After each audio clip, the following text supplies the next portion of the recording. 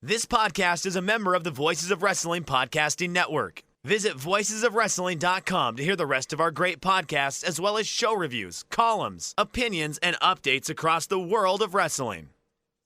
Hello there, everybody. It's me, Garrett Kidney, the co-host of You've Got to Be Kidding Me on the Voices of Wrestling Podcasting Network. And I am Liam Jones, my full name, and I'm also a part of the Voices of Wrestling Podcasting Network as a co-host for You've Got to Be Kidding Me.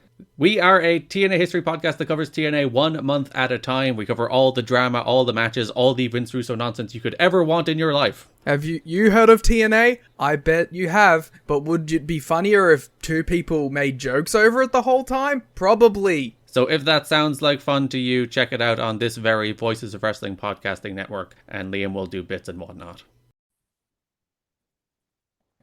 Welcome back, everyone, to the Gentleman's Wrestling Podcast. I am your host, as always, Jesse Collings, and joining me, making his return to the podcast, he's my favorite ex-Mainer living on South Beach. It's Adam Berger. Adam, how are you doing today? Doing great. Happy to be here and talking some wrestling. Yeah, and in today's episode, we'll just jump right into it because it's a concept I've been toying with for a long time. And what we're going to do essentially today is we're going to be trimming down AEW's roster. And what do I mean by trimming down? I am not one of those people that is inherently obsessed with the roster size of AEW. They got to cut guys, they got to trim it down, they got to make it simpler. I know that's been a kind of a mantra not since the company first started, but once they started really aggressively signing free agents and bringing in more and more people, that has been consistently something people have brought up, is that, AEW has too many people.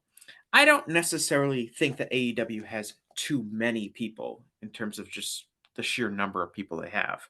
But what I do think is that AEW could be well served by transitioning some people out of the company in order to move people up the card. And this stems from a general sense that AEW has a lot of promising talent that they've brought in over the years, and that talent doesn't always get enough TV time. That talent doesn't always get enough creative focus because there's just so many other people in the company, and it becomes difficult for those people to kind of matriculate up the card in a organic and reasonable way. We see some younger stars have their momentum stalled out. We have, their programs start and then end, and then all of a sudden they're kind of left twisting in the wind. And so I wanted to do like an exercise where here's what we're going to do. I have 20 names written down on a piece of paper. All of these are AEW wrestlers. I am tasking Adam with getting rid of 5 of those names. That's what I told him when we were doing this. So Adam needs to get rid of 5 of these 20 names. And we're going to go over them one by one, and he is going to make the decision of whether or not to let them go or not. And the game we're playing here is that Adam does not know these names. Only I know these names. And that we're going to go over them one by one. So Adam has to be prepared for getting to that number of 5 people that he is going to have to get rid of it from AEW. If we get to name 17 or 18 and Adam's only gotten rid of 3 people so far because he wants to keep them all, then we're looking, then the kind of the catch is you might be a name coming up 18, 19, or 20 might be someone you actually really want to get rid of, or you really don't want to get rid of, and you can't get rid of them. You have to get rid of them because you haven't hit that 5 minimum requirement. I hope I think I did just an absolutely terrible job explaining it, but Adam, you're aware of what we're doing here, right? Yes, it's a little bit like start, bench, cut, and also a blind tier ranking. It's kind of like a combination of those two things. Yeah. But yes. There's just 5. There's 5 people we have to send on an excursion, shall we say, and by the end of it. Yeah, and here's what I want to emphasize with this here. The first point is that I think that this kind of movement in wrestling is healthy.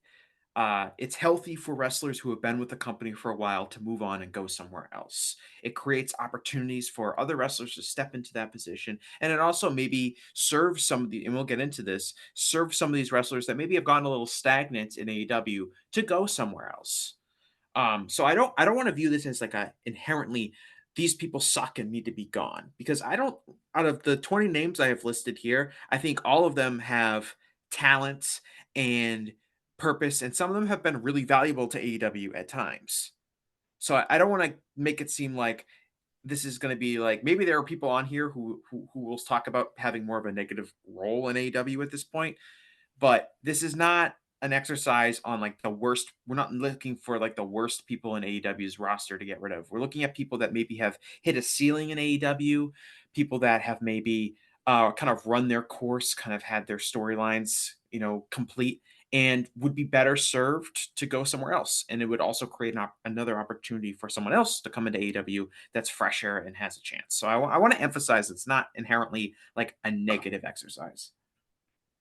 Yeah, and I think if you think about like the way territories used to work, where wrestlers would come in, they'd work somewhere for X amount of time, and then make it pretty much as far up the card as they could. And then when they started to slide down the card, they'd be like, all right, it's my time to leave. Then they'd go somewhere else and start the process over again. And unless you were like one of the select few who, territories would be built around for multiple years as the main protagonist, everyone was kind of moving around from place to place. And, because wrestling the last 20 years or so has been really dominated by, at least in the US, by one or two companies, wrestlers just kind of stay in the same place for a really long time.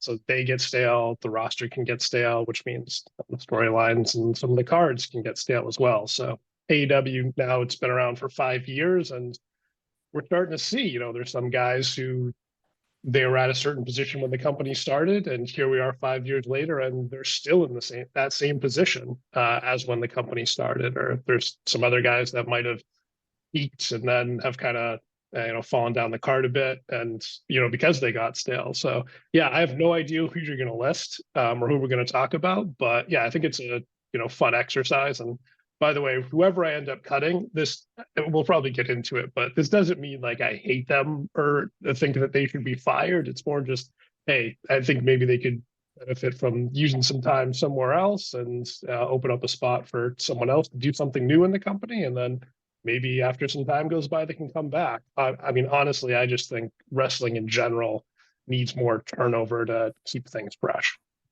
Yeah, like you said, in the territory era, historically, not a lot of people would be in the same spot for 5 years, which is what we're talking about with AEW, a 5-year-old company.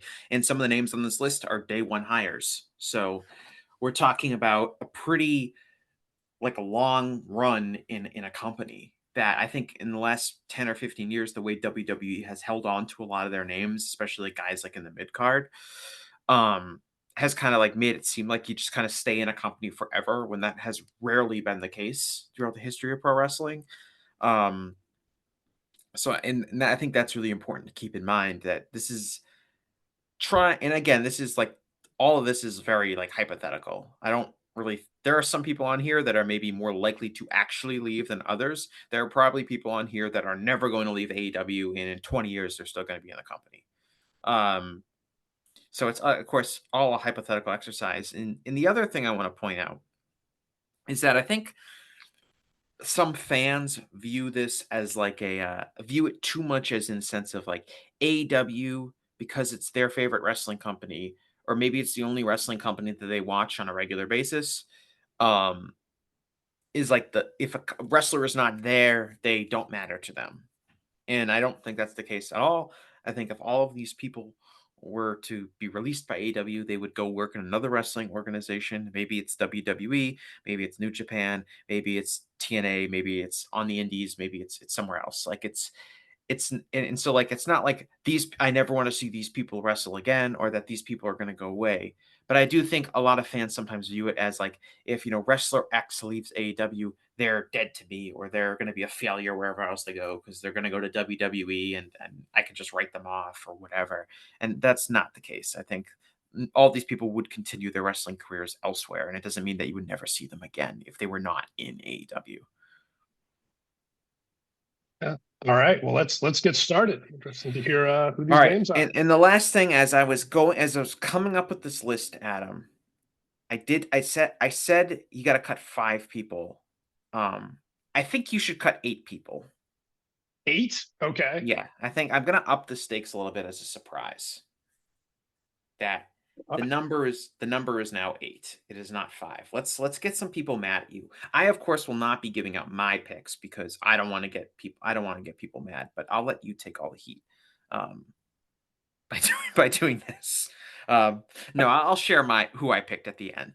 Um, and so I'm raising the total from 5 to 8. And the other thing, um, we'll discuss maybe who was and who wasn't on this list at the end. But one thing I wanted to do was I wanted to pick people who were currently, or at least very recently, performing a role in AEW. There are in a role of value, because kind of the idea is I want to like take the TV time that someone else is getting and give it to someone else. So I don't want to like I'll say right now, like Kip Sabian is not on this list because Kip Sabian really isn't like a really character of any prominence within AEW. I don't know how many he's probably had, what, 5 television matches this year, if that. Um, so he's not really like someone that I'm looking to like get rid of, just because like obviously you could cut Kip Sabian and it wouldn't be that big of a deal for AEW, but it wouldn't also really create an opportunity for someone else, if that makes sense. So I'm looking at people who have some role within AEW that are providing some, value to the company in some way, as opposed to just like who are the lowest people on the roster, like your Serpenticos or your even like someone like Tony Nese, but really people who at some point have been protected in AEW and are a real figure on the roster, as opposed to someone in a very minor role, if that makes sense. Oh man, no easy selections then, it sounds like. Well, some of them might be easier than others, and we'll Right. start with one. Um, the first person I am giving you is Kill Switch. How do you feel about Kill Switch? Ooh, okay. So Kill Switch is I think he's very good in the role that he has, but he is not someone who is going to like he's not someone you're building around in the future. And he's also not someone whose status I would expect to really change in terms of like where he ranks in the overall AEW hierarchy. So he's a role player, right? If you think about like, we're both basketball fans. If you think about basketball teams, like, you need someone, you need to bring in guys with the mid-level exception. And that's kind of how I view him, as he's a good guy to have, and especially if you have like a specific role for him. Yeah, it's kind of amazing. It seems like AEW so often like doesn't really have roles for a lot of people or kind of know how to use them, but he's someone who from day one they had like a very specific role for him, and ever since then they've always found good ways to utilize him continuously for the past 5 years.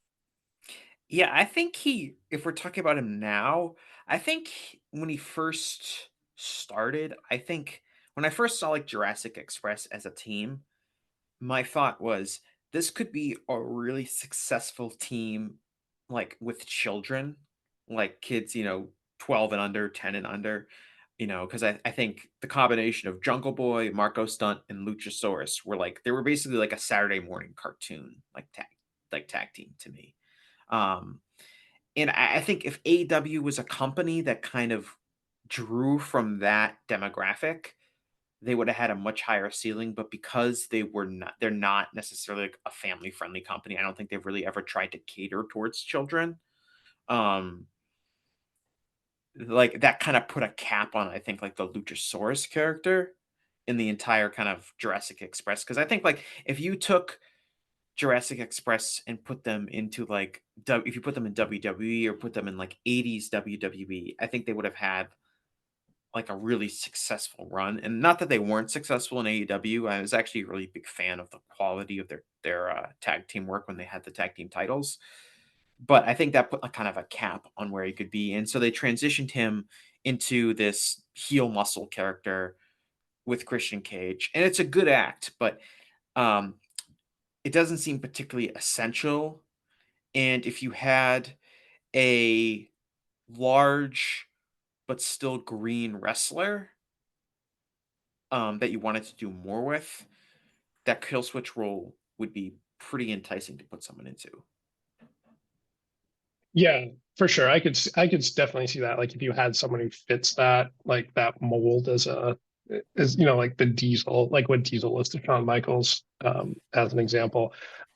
The interesting thing with Killswitch though is because he's been there for so long, he kind of feels a little bit to me. He's like AEW's version of Kane. Like he's been there forever and he's always doing stuff, even if it's not necessarily like the most critical roles, but he's kind of like a mascot almost because he was kind of a day one guy. So yeah, I think as long as I think obviously in reality, like as long as he's performing his role well, that they'll definitely have a spot for him. I think because he was a day one guy. And then you mentioned like yeah, maybe if there's a big guy who has potential, he might be better utilized in that role. The problem is like there just aren't a lot of people that size or wrestlers that size, and a lot of the ones who are pretty bad. Like I don't. Isn't like Satnam? Is he not a wrestler anymore? Is he just like doing announcing? I remember seeing something about that recently. I don't know if that's true or not, but I like know. I think there was like a something weird on the AEW roster page where he was moved to the announcer section. Um, but if anything, I think he's been wrestling more frequently than he was oh, okay, before. Um, I've seen him do a couple matches on Rampage and Collision, and he's been wrestling in AAA. Um, he's had like like several matches in AAA this year. So, okay, um, okay.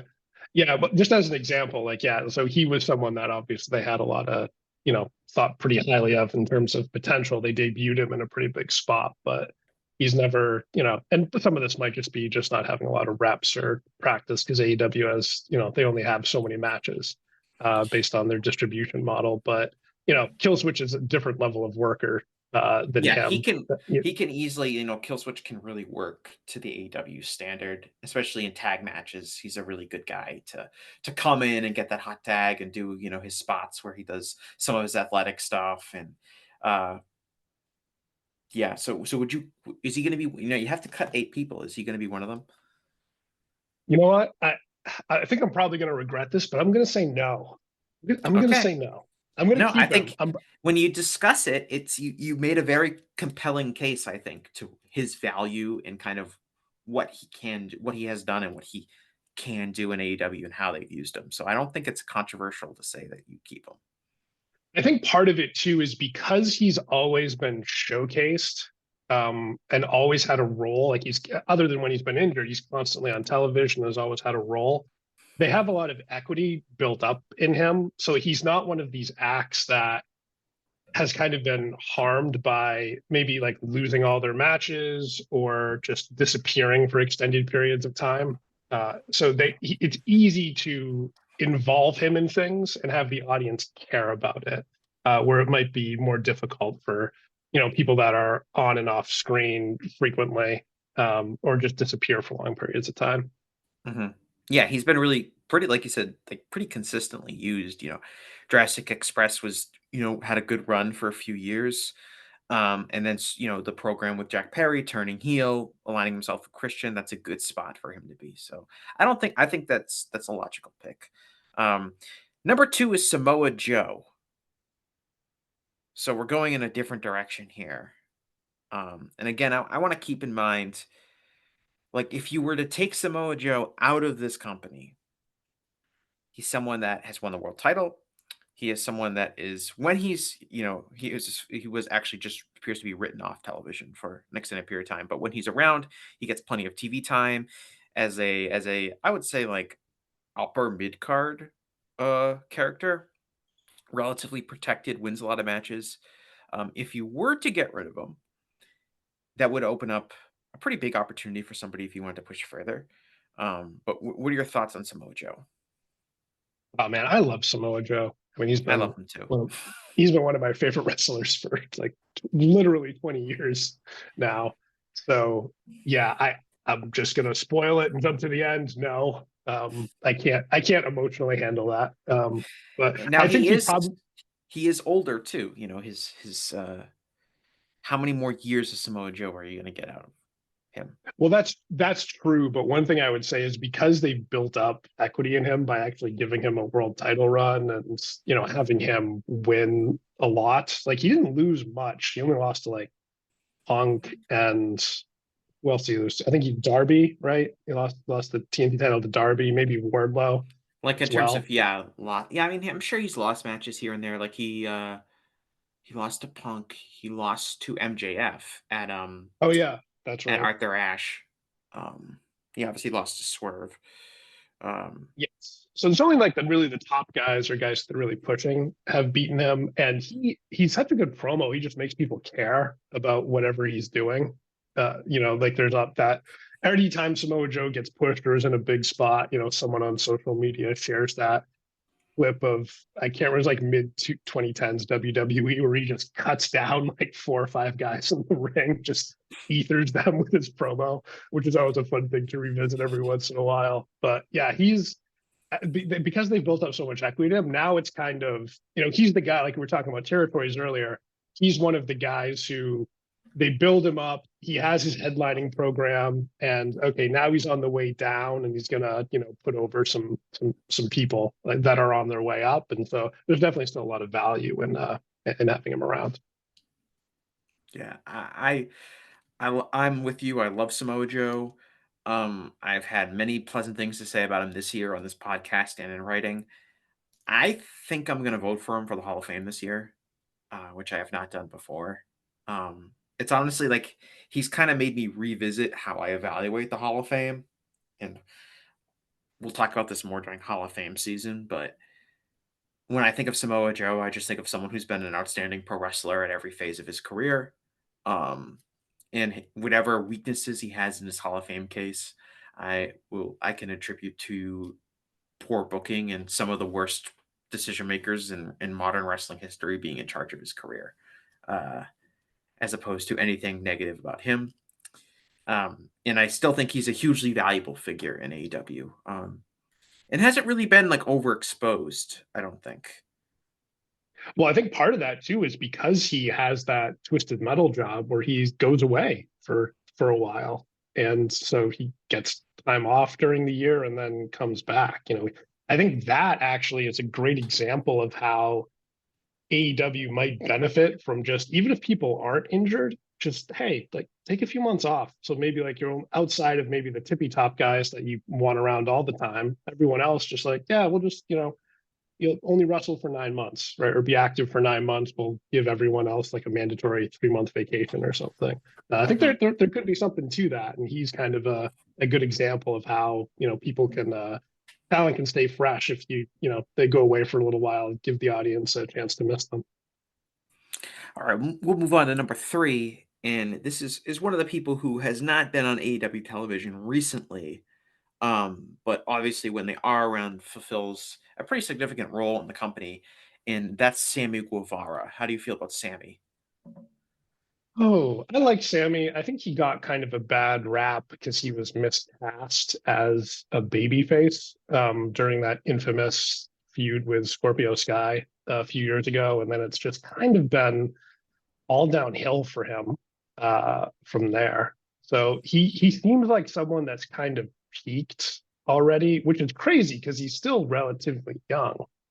And obviously he's, very athletic. He definitely has charisma. Not the best promo, like he's not someone you want to send out there to do a long promo segment, but in shorter stuff, he can cut a solid promo. But yeah, it seems like he just kind of lost a lot of momentum. Some things went awry. He's had some backstage conflicts that resulted in him getting suspended at kind of the wrong times as well. So yeah, he's an interesting one for this type of conversation. I think honestly, in reality, he could probably benefit from going elsewhere and working somewhere else for a little while, and then maybe coming back in the future. I think he's definitely. I think his first year or two in the company, I think, was really strong. I think he was in a really good position as kind of Jericho's, uh, lieutenant in the uh, Inner Circle. the inner circle, and but I do agree Tony seemed really intent on making him a babyface star, and he's just not. He doesn't have the personality for that. He is a natural heel. That's where his charisma is. It's in that kind of role. The AEW fan base, I think, is a little too smart to be manipulated into just cheering him based on generic babyface actions. And I think you mentioned like the suspensions coming at a bad time. I think the whole thing about the proposal to his fiance on doing that on AW television and then breaking up with her and then dating Tay Conti. And I think a lot of people in the very online crowd did not like that, right? As he was supposed to kind of take off as a baby face. And that kind of really hurt his prospects as a top baby face in AEW.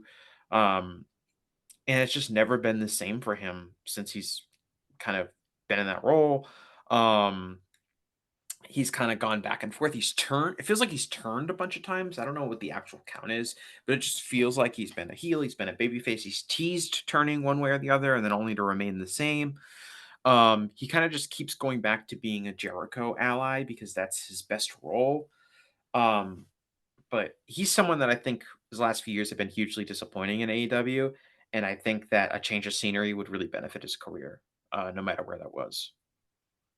Yeah, I'd agree with that. And I think it's easy to forget, but like when he beat Miro for the TNT title, he was actually over as a babyface. Like he He was was, yeah. he had momentum going, and then it really was, I think, like you brought up the Tay Conti thing and his previous, proposal to his ex-fiance being like that was definitely something. But then also just he is such a natural heel, and that Scorpio Sky feud just I think that was combined with the Tay Conti relationship coming so soon after his previous relationship ended. But man, that Scorpio Sky feud just completely turned everyone against him. Maybe probably a combination of those two things, but he just came off so dislikable in that, and he's kind of just had to be a heel basically ever since. I think he's like you said, he's turned a number of times, but it just seems like since then he's just kind of been gradually becoming less and less important. I think some of that is just more like new people coming into the company and maybe outshining him. Then there was less depth in the early years when he was really standing out. So things got kind of more competitive as the years went on and more talent got brought in. And he kind of stayed at the same level. He didn't, up his game the way like someone like Swerve has. If you look at like when Swerve first came in, what type of wrestler and performer he was versus where he is today. Obviously, he was very good when he first arrived, but he also continually got better. And that's something that doesn't seem like it's really happened with Sammy. He hasn't developed at the same rate as some of his contemporaries. So, yeah, I think a change of scenery would probably do him good. All right, so I'm gonna check you're a yes on Sammy getting the boot. Yeah, he's my first one. Yes. All right. Adam hates Sammy Guevara. Tweet that out. Let's everyone tweet that out.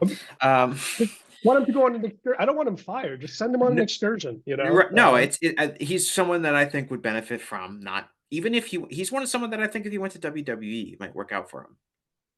Yeah, for sure. I could definitely see that. I could definitely see it working out for him. He could like you were mentioning earlier, a lot of these people that we're talking about could be successful in a variety of different places. And I think he just does need a change of scenery at this point. But yeah, I could totally see him, getting over really anywhere, like, Mexico, Japan, wherever. Like he is very talented. It's just he is a really hard worker in the ring. Like he has gone out there and he takes crazy bumps. He really works his ass off in every match he's in to get over to try to get over and give the fans entertaining experiences and things like that. Like I think he's worked extremely hard. It just this, some things happen in your career, poor timing on some things, and the creative not always being there necessarily, and you make some dumb mistakes because you're still in your 20s. And it just kind of fizzles out. And I think that's kind of where he is. It'll be interesting to see because I assume he's coming back to AEW. He's been out for quite a while. What kind of role he's put in. If Tony is still insisting on him being a babyface, I don't think it's going to work out. But if they have kind of a new idea for him as a heel, I know there were those vignettes of a masked character that they teased on Dynamite, and I think Guevara. I don't really know how believable it is, but I just saw Guevara's name being tossed around as a possibility. I don't think they would bring him back in a mask, but who knows? But yeah. Number 4, speaking of people in masks, number 4 is Ray Phoenix. Ooh, okay. This is interesting. Ray Phoenix is an incredible wrestler. He's so good. Obviously, when day one AEW, well, I don't know if he's necessarily day one, but very early AEW person. Essentially a day one character. Yeah. I mean, he's been there. He was there like on their first Dynamite episode for sure, and definitely some of the pay-per-views before that. So, yeah, he's a tremendous wrestler, but he's kind of like they had their tag team championship run, the Lucha Brothers, with that won it at that amazing cage match against the Young Bucks a few years ago at All Out. Had their run were also saved the trios division, at least temporarily, when the Elite got suspended after Brawl Out, and then had a great series of matches with them. So I mean, he's someone who he never needs to go away. Like he's always going to be over to some degree, at least as long as his work rate is as strong as it is. So like he's always going to be someone who people enjoy seeing on shows because his matches are good and they're fun. But he's definitely someone who I think has probably peaked already in AEW, unless he was to get like some sort of a singles push, which could happen. It's not the craziest thing to think like, oh yeah, we could push Ray Phoenix, but at least in terms of him and Pentagon together as a tag team or as a trio, honestly, I think they probably need to break up if they're going to have any hope of making it to the next level. Otherwise, they're just going to kind of stay in the same spot that they've always been, more or less, for the last couple of years. Yeah, I think with Phoenix, he's super reliable. And I think he's really kind of shined in a lot of these. If you go back and look at a lot of the AEW pay-per-view matches or AEW pay-per-view cards and look at some of the multi-man matches, whether it's tag team, whether it's one of those ladder matches, whether it's just like a 4-person scramble or something like that, he has always been like a really reliable performer in those kind of settings. And that's like a huge part of AEW. It's a huge part of their history is having these like really wild, fun, multi-man matches with guys doing crazy spots and the crowd going crazy for them. And he is as integral to those kind of matches as really anyone else in the company. And he doesn't seem to be slowing down. It doesn't seem like that's something that he could not do for the near future. I do think like there are other people that you could put in that kind of a role that for injury reasons have not necessarily been around all the time for that role. And that's allowed Phoenix to stand up. But say if you were to get rid of Phoenix, you think about some of the people you maybe slide into that, fun multi-man role. You could look at someone like obviously El Hijo del Vikingo, either Darius or Dante Martin, Action Andretti, Bandito, who's been out injured, Commander. There's even someone like a Nick Wayne. There is a role that you could give to somebody else. Not all of I don't think any of those wrestlers are as good as Phoenix. Maybe Bandito. But if you wanted to say like, all right, this guy's hit a ceiling in AEW, which he probably has, it could be beneficial to give that space to someone else. Yeah, it's an interesting question because he's kind of the opposite of Killswitch. Like we were talking about earlier, Killswitch is limited in what he can do, but he fills a specific role, and there aren't many people that can fill the role that he does. Whereas Phoenix is not limited. Like, I think he's probably capable of a lot more, but the role he's in is one that a lot of different guys could potentially fill. None of them, with the exception of Bandito, in terms of who you just mentioned, could fill it as well as he does. But it's an interesting question for this. So, you know what? And with some of the younger guys, I think they might have a higher ceiling long term. Potentially, yeah, potentially. If it would give them an opportunity to develop and a higher chance of reaching that ceiling. Honestly, with the exception of maybe Nick Wayne, I'd be very surprised if anyone else you mentioned never became as good a wrestler as Ray Phoenix is now.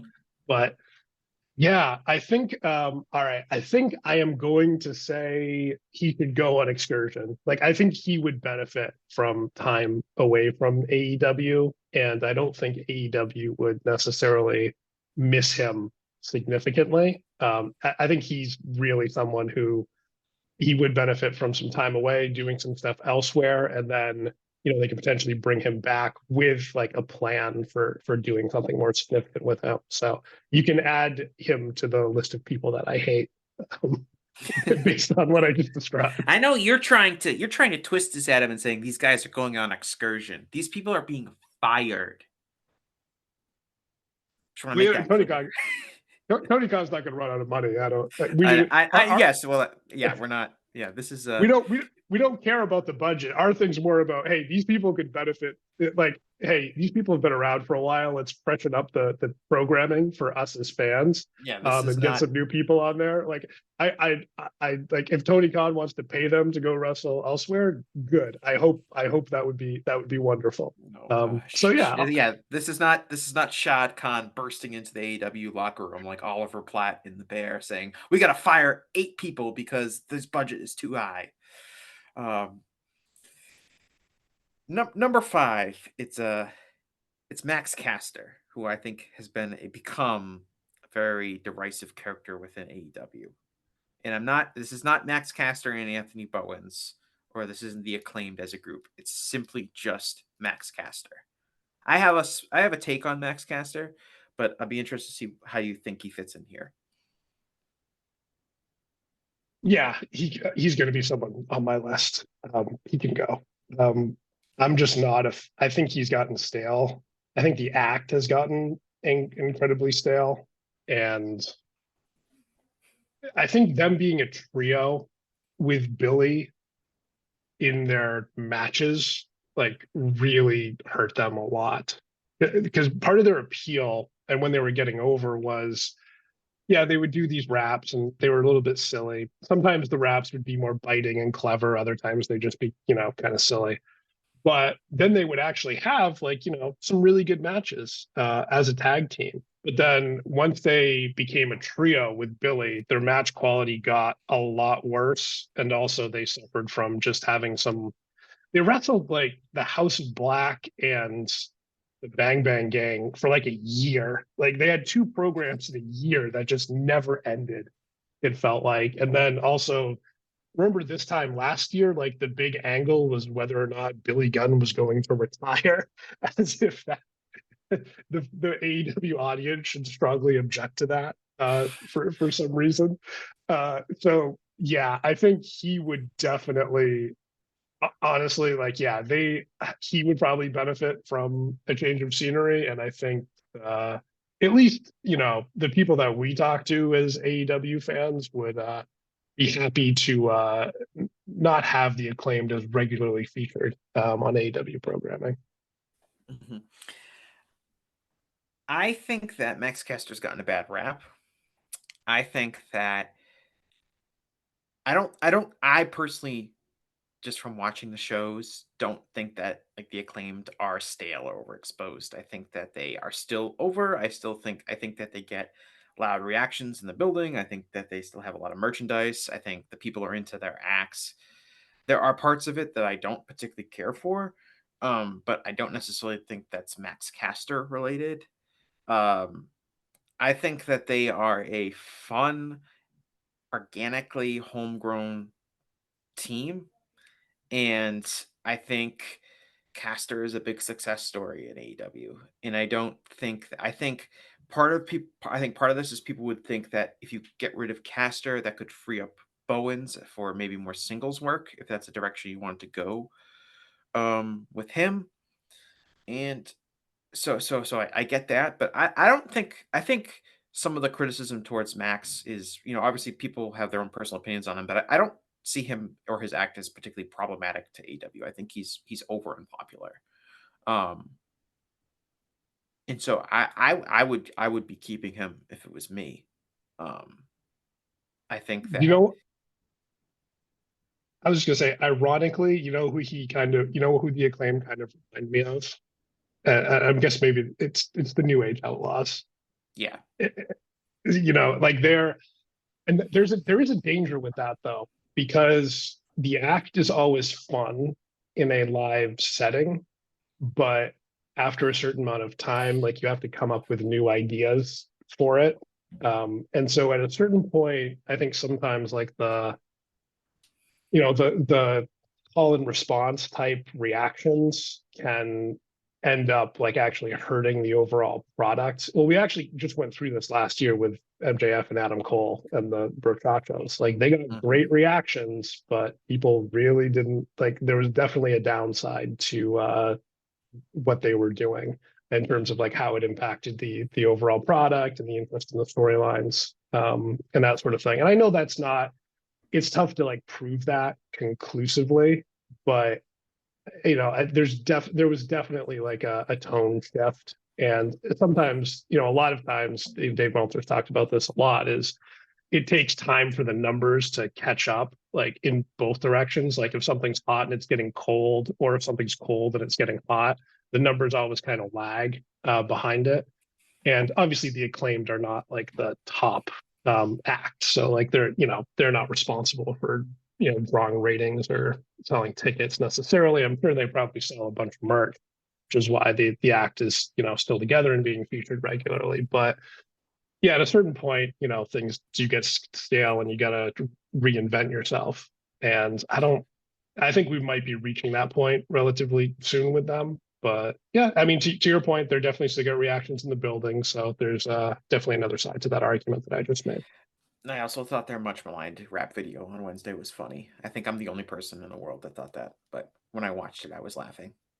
Um, the And I also think just the AW, the AW tag team division, which used to be really deep, is not that deep, and I'd be wary of getting rid of or breaking up a team that's at least familiar and popular still, even if maybe they could be phased down a little bit, if that's your choice. But I don't think the tag division is necessarily in a position where we should be breaking up some of the few recognizable real teams that are left in that division.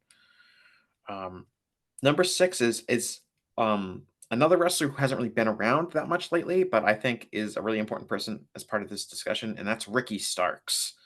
Um, Give me your spicy Ricky Starks take, Adam, and please know that there are some people that are really hinging on what you're about to say here. I think they completely dropped the ball on him after All Out last year.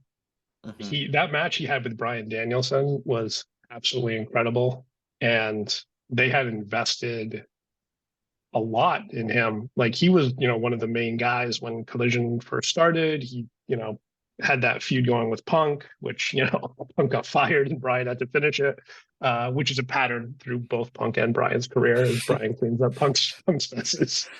But yeah, and then I really liked his tag team with Bill, and I thought they had like a cool Shawn Michaels Diesel dynamic that they didn't get that much television time when you think about it, or like a lot of storylines. Like they just kind of they squashed FTR and they just kind of had the belts, but they didn't have, like if you look at their cage match, they didn't have that many tag team matches during their tag title run. And the ones they did have, I think Full Gear, like they were tag champs. It was just like some random multi-team ladder match, and then they were supposed to, it seemed like, drop them to Jericho and Omega before Omega got diverticulitis, and they just kind of held on to them until it was time for Sting and Darby to become tag champions for Sting's retirement match angle.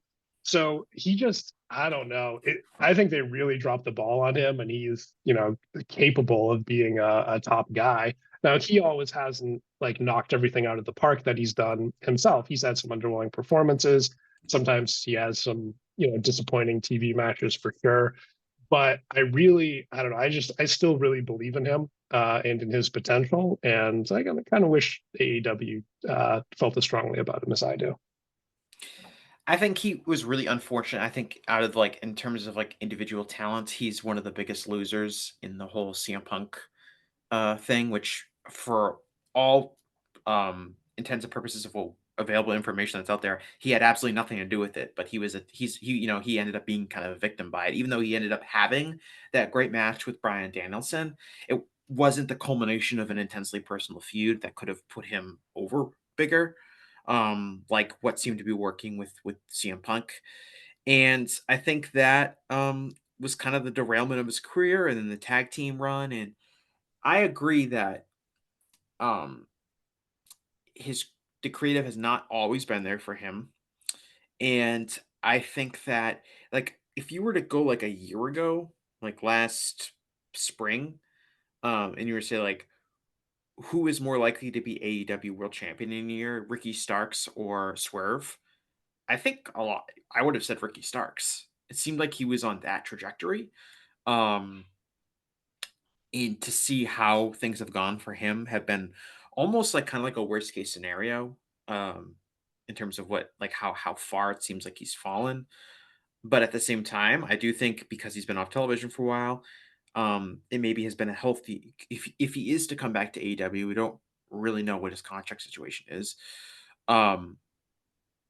The time awake is a healthy reset for him, and he could come back, and you could kind of, I think the crowd will be into him when he comes back, just because they're almost always into somebody when they come back from a lengthy layoff, and he'll be over, and it'll be a clean slate for him to go back up the top towards the top of the card, because I do think he has top guy potential.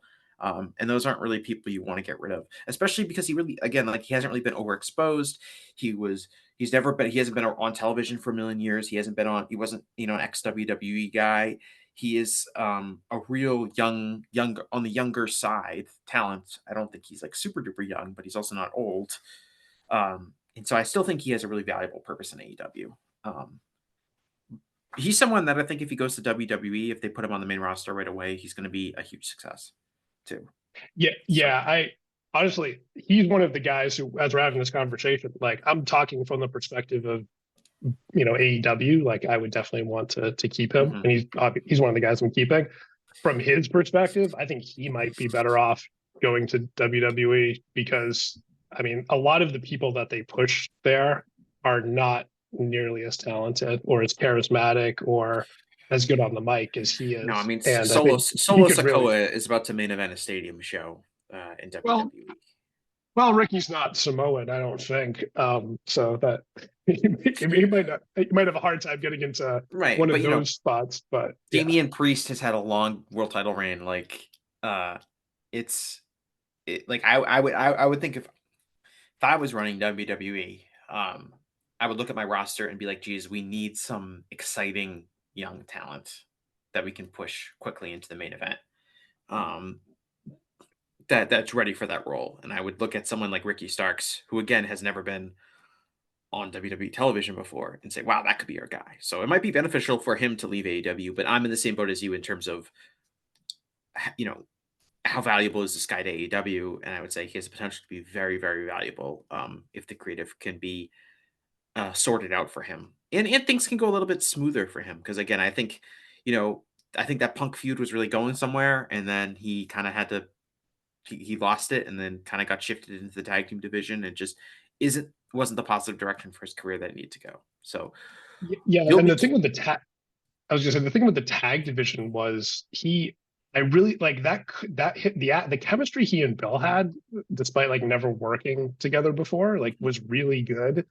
I thought it was really criminal, like that they didn't just have like a squash match every single week where they just, AEW does squash matches on TV all the time. Like, why weren't those guys murdering jobbers in like a few seconds and then talking shit about it? And then, they just build up a streak of all these dominant wins. And then when a team is competitive with them, it actually like means something. And then I thought they really missed an opportunity to build them up as a significant team so that when they did drop the titles, it really meant something.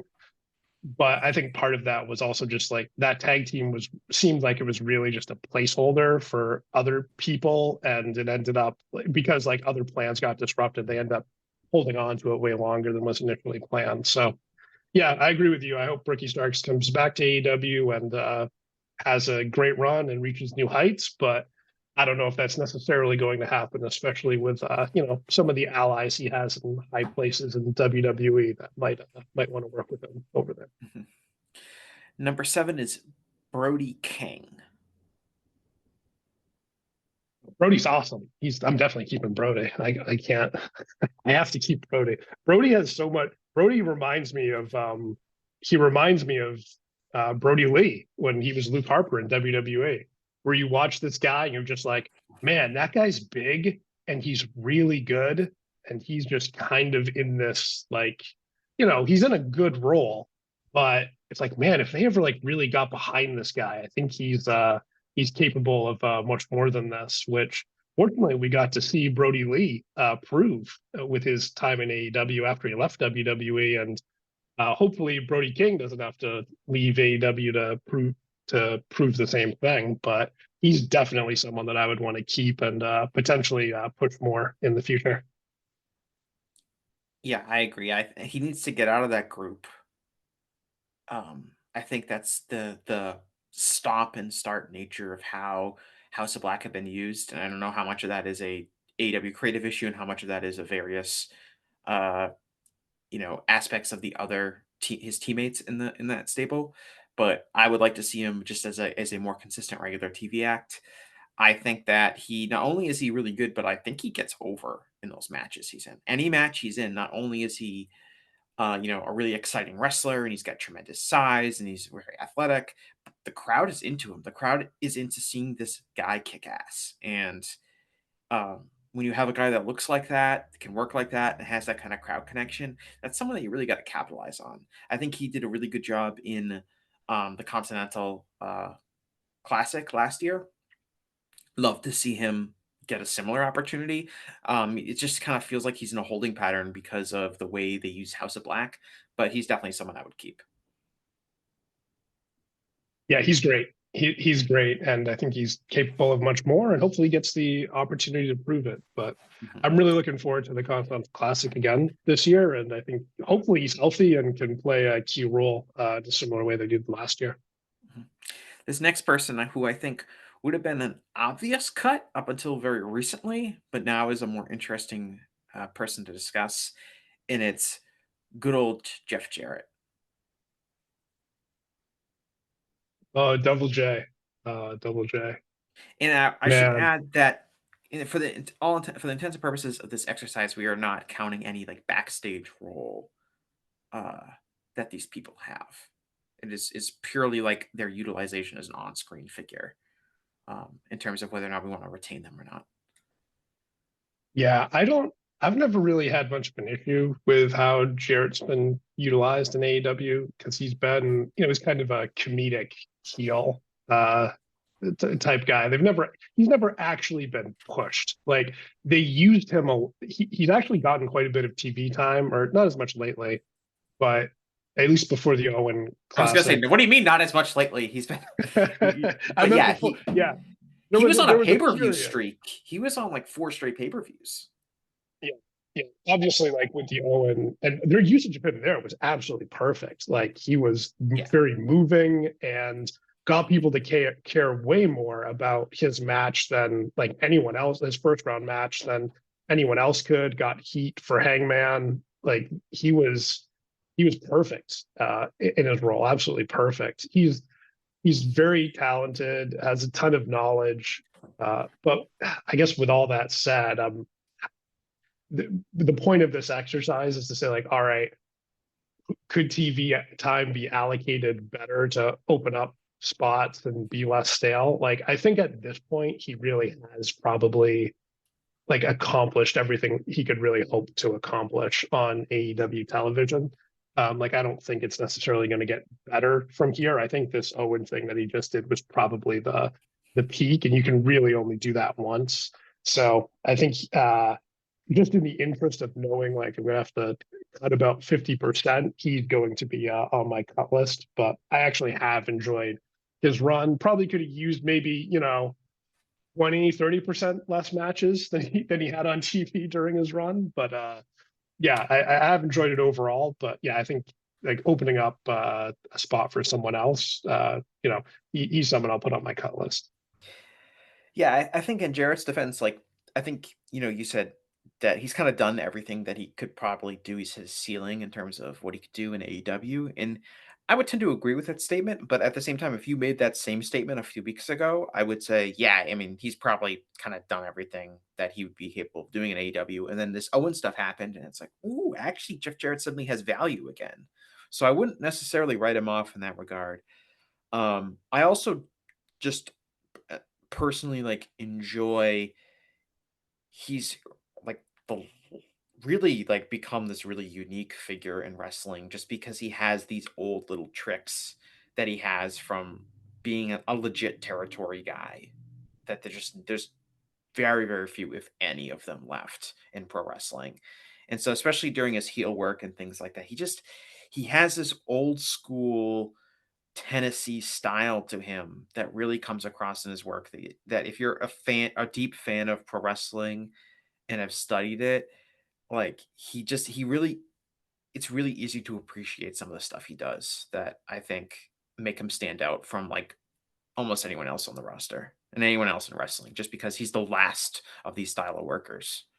Um with that being said, I think like you look at like TV time and he was on that pay-per-view streak where he was getting on these pay-per-views and it's like, man, Jeff Jarrett's getting a lot of TV time.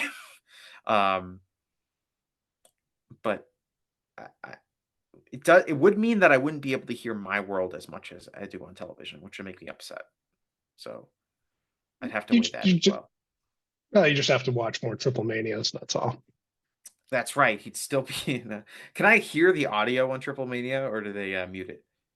That's a good question. You might have to play like the song on your phone as he comes out. I'm not sure, but I was gonna say I'm like, is it? It seems like one of those ones where like the crowd is like they turn off the sound for his entrance like they do in on CMLL and some New Japan wrestlers. Okay, number 9, moving someone who's I think like roughly half of Jeff Jarrett's age. It's Hook. Give me your hot Hook take. ooh, wow. Okay. Hook's very interesting. Like when he first started, I think we all thought, man, this guy's like an immediate star, and the sky's kind of the limit with him. And then he kind of just kept having the same type of matches. And then over the last year or so, year and a half, he's definitely expanded the types of matches, the length of matches that he's having. He sells now, like he's not just like dominating jobbers like he did for so long. So, but with that said, he hasn't really developed at a really strong rate. So it's really difficult for him to compete with in terms of like having his performances stand out, both on the mic and in the ring relative to the rest of the roster when there's so much talent on the rest of the roster.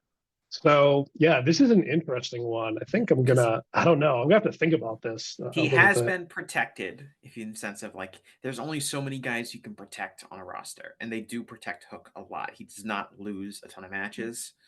Um, I think your assessment of him is fairly accurate in terms of he emerged looking like perhaps like a prodigy, but his progression has been very slow. Um, I'm not as concerned about the mic stuff as I think most people. I think he has a natural charisma, and I think he has a very authentic Gen Z kind of attitude that would resonate with younger fans. He's definitely never going to be like a tremendous, amazing promo the way some of the other guys are in AEW, but I do think that he has a level of inherent coolness that you just can't teach, and I'd be wary of letting a guy like that go. Yeah, I think I'd be less concerned about his mic skills if he was a better wrestler, or I'd be less concerned about his wrestling if he was better on the mic. It's just so much of his success is reliant on being so heavily protected, and his entrance and that sort of thing.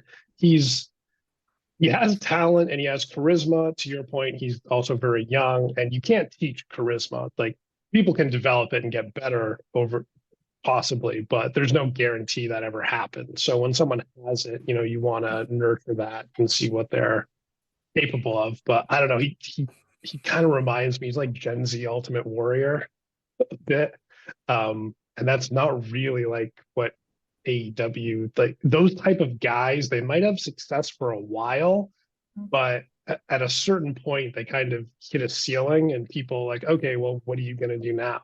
Like we talked about like Swerve's trajectory and how he was in a certain role, and then his performances were so strong, he kept getting bigger roles and bigger roles and bigger roles until he's the top guy in the company. And I don't know if that's going to happen with Hook unless he gets more experience elsewhere. So I think I actually just convinced myself that he's going to be on my cut list. Wow. He was an interesting one to put on. He was an interesting one to put on here, I think, for that reason, because I do think that um, he is a. I would be wary of cutting a guy with, I think, someone who has the potential crowd connection that he has, in kind of a natural badass aura that you just can't teach. I feel like I can get the other stuff out of him. Maybe it's more booking, maybe it's getting him some more international bookings where I think he could learn in a different environment. Um, Honestly, I don't think his in-ring work is that much of a concern to me. I think he just needs to be put in a position to have better matches, if that makes sense. He has he does a lot of tag work. He does, some short matches and things like that. I want to see him. I'd love to see him in a G1. I say that about most wrestlers, just because I think the G1 is is the ultimate kind of showcase for how good someone can be. I'd love to see what he could do working in like that kind of environment. Um, so I don't know. Maybe that means he should. If I'm saying that, maybe he should go somewhere else. Um, but I would retain Yeah, somebody with his upside. That if I would give him a few more years. Like if we're talking about like contract renewal season, I'd give him like a 2 or 3 year deal, because I think he's so young that there's still a lot of stuff you could do with him that haven't been tried yet. yeah, for sure. I think where we And plenty disagree, of and plenty of guys are not good promos early in their career, including many guys who went on to become very good promos. yeah, I think the problem that I see is I just don't see him developing the way he needs to in AEW. Hmm. Like I really think he needs to go elsewhere for him to really like fulfill his potential. And I also question the amount of potential he has a little bit more than you do. Like, you talk about his, like, I agree, he definitely has charisma, but like in terms of him being like a badass and having an aura, that was so like he was that I think that a lot of that came down to how well he was presented and how careful they were with his presentation early on. And a lot of the way I judge talent just in general is, okay, are they successful just because of them? And is that like portable? Like, would that be successful in other promotions and in other roles? And I don't know if that's necessarily true with him. Like, if he, like, just as an example, like we were talking earlier about Samoa Joe, how much we both love Samoa Joe. Samoa Joe can lose a match and you still think that you still know, like, okay, that guy's a badass, like it's obvious and instantly recognizable. I'm not sure Hook, I'm not sure I feel that same way about Hook unless, his matches are specifically designed for him to kill someone. Like, if he has to be competitive and have competitive matches on a regular basis, I'm not sure he really gives off that badass vibe.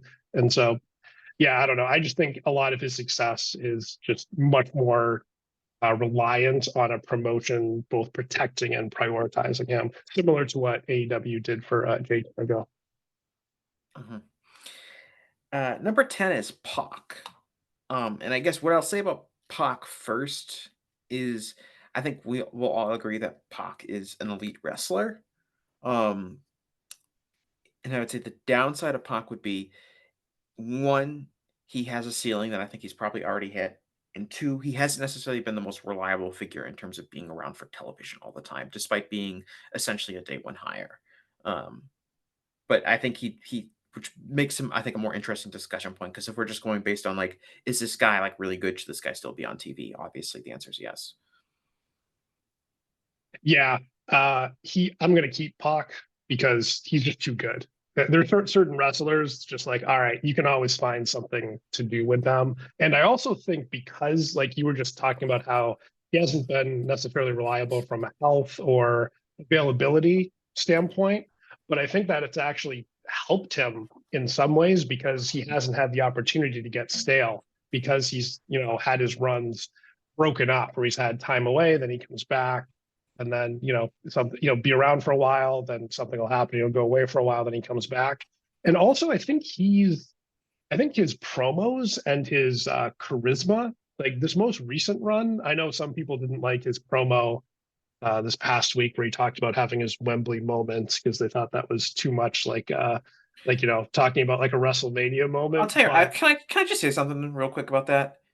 yeah, Some people are like developing like this cornet like attitude where like if they just see something that's like WWE, they just like lose all like ability to analyze anything else. Like, and maybe it makes more sense to get upset about, showing Mariah May's face during a match too much, or saying Wembley moment instead of WrestleMania moment, than it does to get mad about like the Young Bucks slapping a thigh during a match.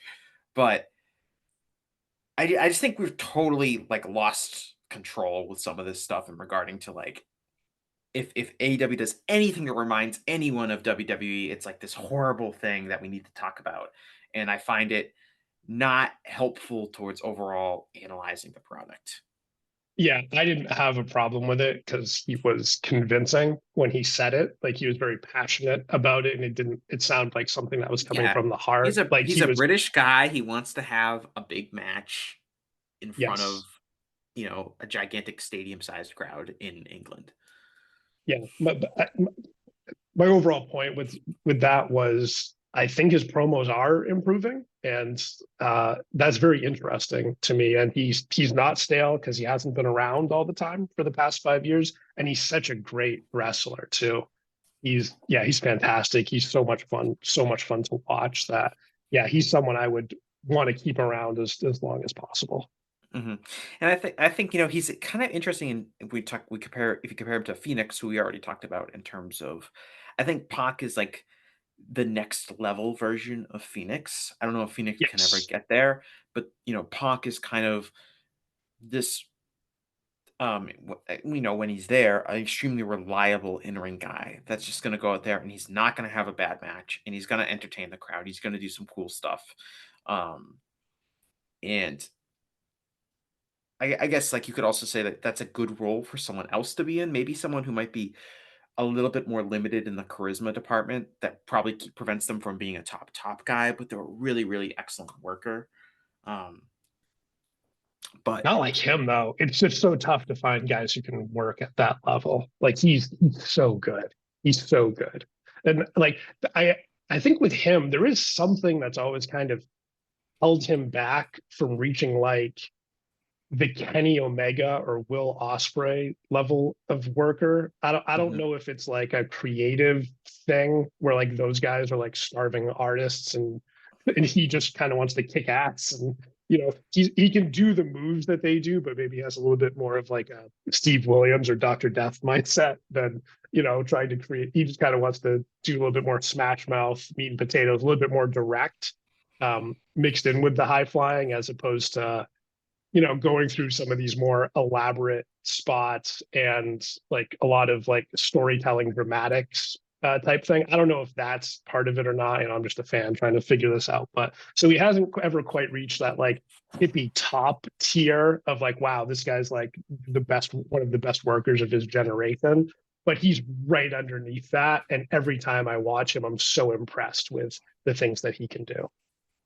Yeah, I always say like I think what separates Omega and Osprey from their peers, is you have two of the most coordinated, athletically gifted wrestlers ever that can just do so many amazing things in the ring from an athletic standpoint, combined with this really this really incredible desire to put on these types of matches and have these kind of take these kind of physical and emotional risks with what they're doing, and you combine that with you know top 99th percentile athleticism and in-ring ability. And I think Pac is there from an in-ring ability and athleticism perspective, but he just doesn't quite have that generational sense of drama and willingness to, I guess part of it's just like a willingness to just totally land on his head. um and to really push the envelope of what people have seen in the ring before. That's kind of like an unfair knock on him, but um not everyone had there were a lot of guys in the NBA that wanted to win, but only Michael Jordan. Not everyone wanted to win as bad as Michael Jordan. That's kind of what separated him from everyone else. Uh, so we're halfway through. You're doing good hedging here, Adam, because you've dumped 5 guys. You need to dump 3 more. Thank God I expanded the field to 8 because I thought 5 was too low and I was correct. So we're heading into the second half here. And the next person I have. I was going to say, to be clear, I probably would have kept definitely Phoenix if it was only 5. Yeah, but now I'm like, all right, I got to be a little bit more liberal with this now with 8 because I don't know who's coming next. Yeah. So coming up next is Wardlow. Okay. What an arc to this guy's career, huh? Like he was, like when we talked earlier about Killswitch, the bodyguard role, he was so perfect in that for MJF. Just played that role to absolute perfection. He showed a lot of potential while he was in that role, like he was going to be capable of more. And man, like that angle and storyline he did with MJF, their breakup program, he was so hot during that. And then the whole plane story happened where all the attention was on MJF during their breakup match, and he squashed him like a bug. And a lot, like even Dave Meltzer was like, "Hey, we gotta put the world title on Wardlow." This guy was very concerned. He's very concerned about Wardlow. He was he was all in on pushing Wardlow needs to be fed, is something he said, I think, on Once Per Week on Wrestling Observer Radio, for 3 months. Yes. And he wasn't wrong in sense of maintaining momentum. No, he wasn't wrong. But what I talked about earlier with Hook, when I said I think probably a majority of his success is based on his protection and presentation as opposed to his talent. That is something that I think we saw with Wardlow, because when he wasn't connected to MJF anymore and was on his own, he really struggled with that TNT championship run. He didn't it wasn't a disaster. It wasn't like nobody cared about him anymore or everybody stopped liking him. People just gradually cared about him less and less as that went along. And because he was on his own and he had to, he had to stay over and get over more based on the quality of his performances. And he really struggled with that, both in the ring and on the mic. Now, the booking didn't necessarily do him any favors. He definitely had some storylines and match type stuff that was, less than great. We can just, put it that way. He feuded with, I can't remember, did QT Marshall only come in at the end with Hobbs? So maybe he wasn't really feuding with QT necessarily. I can't remember, but I just remember being underwhelmed by a lot of his performances. And then I actually really liked his performance when he came back this year in, Adam Cole's group. I thought his promos leading up to the Samoa Joe match were really good, but then he lost that match and just kind of disappeared. And I think all the start and stops have done him a lot of harm. And it would just be really tough for AEW to create something where he's taken seriously as a top guy again after either they've dropped the ball or he's dropped the ball or they've both dropped the ball on his push so many times. So I think for that reason, he's going to be on my cut list. I think he's definitely hit his ceiling in AEW. I think that he has not. Um, I feel like I've had a pretty good read on him since he first came into the company. I just don't see a top guy in him. I don't think he has the charisma. I don't think he has the in-ring ability. I think the only way for him to have ever reached that status would be just as like this Goldberg like never loses kind of guy. And you can't kind of put the genie back in the bottle in regards to that because he's already lost so many times. And I think like what you said, I think the role when he came into the company and the whole patience they had in building up that MJF match, all of that was the perfect role for him. And once he kind of moved past that feud, it was hard for him to kind of stand out the way he did towards the end, as he did towards the end of that role. Um, and I think he is a reasonably talented guy with a good body, but I don't see that as being someone that is um, automatically worthy of a quality role in AEW. And I don't think he has a lot of versatility, which hurts how you can use him if you're not going to like push him as like an unstoppable force. Um, and that's something that you need to have in AEW, and he just doesn't. So, and I think he would benefit, going somewhere else, wherever that may be. Oh yeah, he's definitely someone who like he's the guy who needs to probably most needs to go to WWE because Yeah, I'm see, I sure don't. they'll find something for him to do, and I do think he would be he could do well there. I don't foresee him ever being like a tippy top guy there, but I think he could be a guy on the roster who is regularly featured, who they protect. He could be like in a solo Sokoa-esque role. Like solo when not now, but like, a year ago, like in the bloodline, like the enforcer of a group type thing. I could see him doing really well on that. Yeah, I mean, he could do that in just another setting. I just in WWE, I don't think his physical size would stand out the same way it would. Uh, He's if bigger he than was Solo. They gave him that role. So Yeah, well, Wardlow's not related to Roman Reigns, so also true. Valid point. Valid point.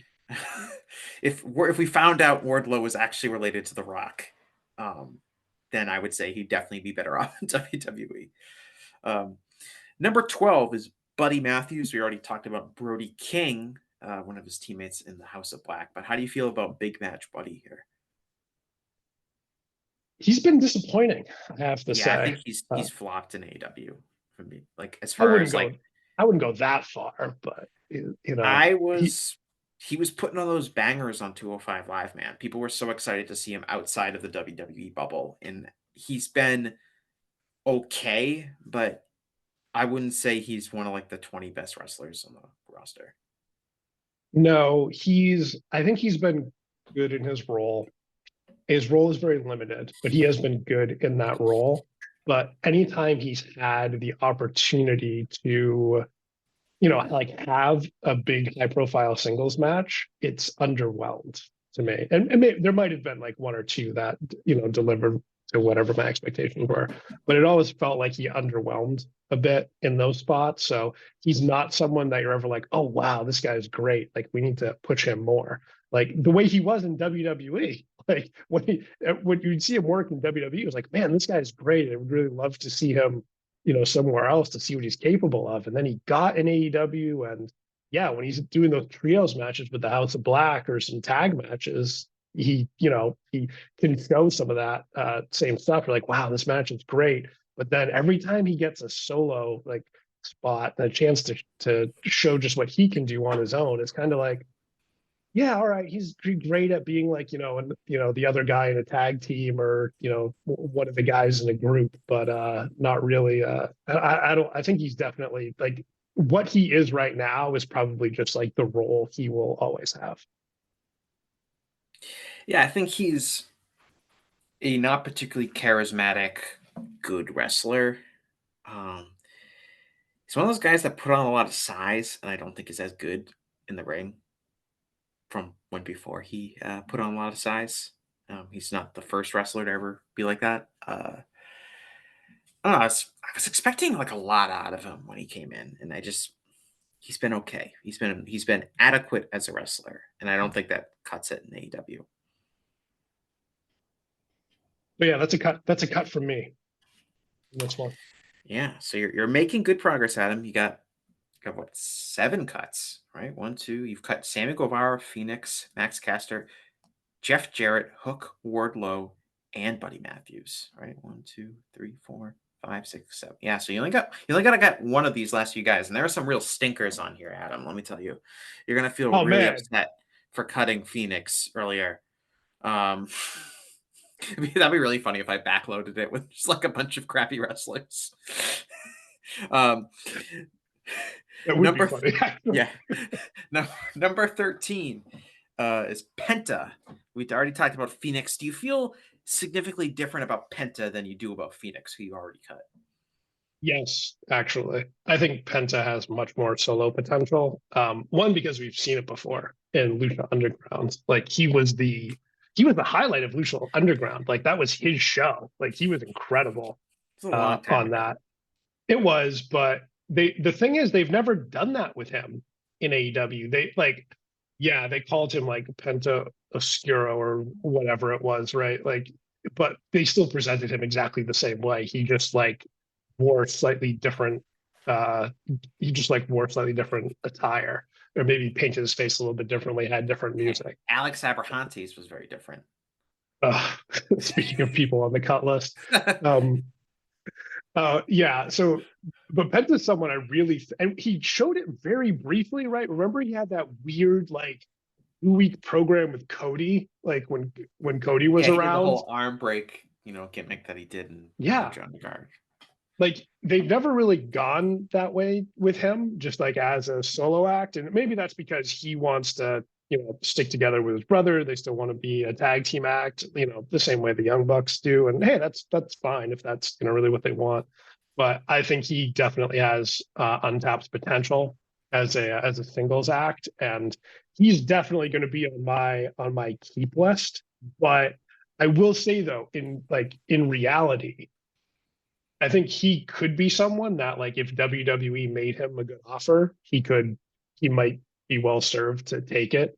I think he could do really well there because, one, he's spooky and they love spooky guys over there, but also just he's so charismatic. Like, I think he could fit very easily into like the WWE The presentation. Well, that's the risk, right?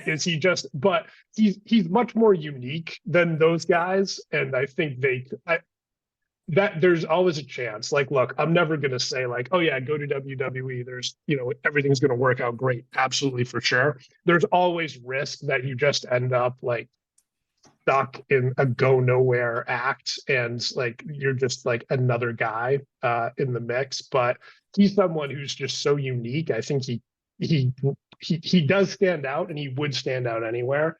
So yeah, for that reason, he's definitely on my keep list. Even if in reality, similar to Ricky Starks, I think he might be someone who leaves later this year.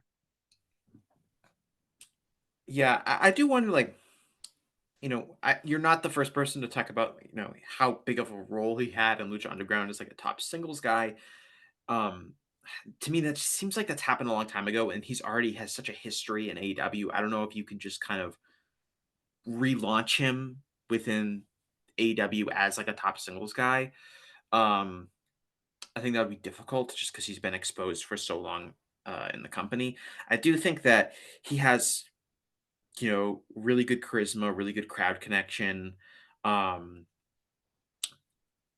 I do agree in the sense that I think if he went to WWE, I think like the whole Zero Miedo thing is like perfect for WWE. That's all he would have to do. He'd come out, do the Zero Miedo, and have like a 2.5-star 5-minute match, and people would talk about him as like a superstar. Oh yeah. So like an LA Knight and Penta tag team, just selling tons of merchandise and in every crowd chanting yeah and doing the Zero Miedo. Like I think that's just really obvious stuff. Him and him and him and Jey Uso just going back and forth in the match. One of them going heat and one of them going Zero Miedo. It's writes itself really. Do you remember the match? Do you remember the match that was it? this was a long time ago, and I'm sure like I'm gonna get killed for this if I'm not remembering the right guys. But I believe it was Kenta Kobashi and Kensuke Sasaki had that crazy match where they chopped each other like 100 times, where it was just chops back and forth relentlessly. And I think there was another match a couple of years ago where Is like this the Noah? Is Ibushi, that the Noah Dome show? I can't remember exactly what show it was on, but it was a very when it happened, like everyone was talking about it, where they just chopped each other back and forth endlessly. And then there was a G1 match a few years ago, probably more than a few years ago now, where it was Kota Ibushi and Taichi, Yeah, and the they kick just kicked match. each other. Yeah. Yeah.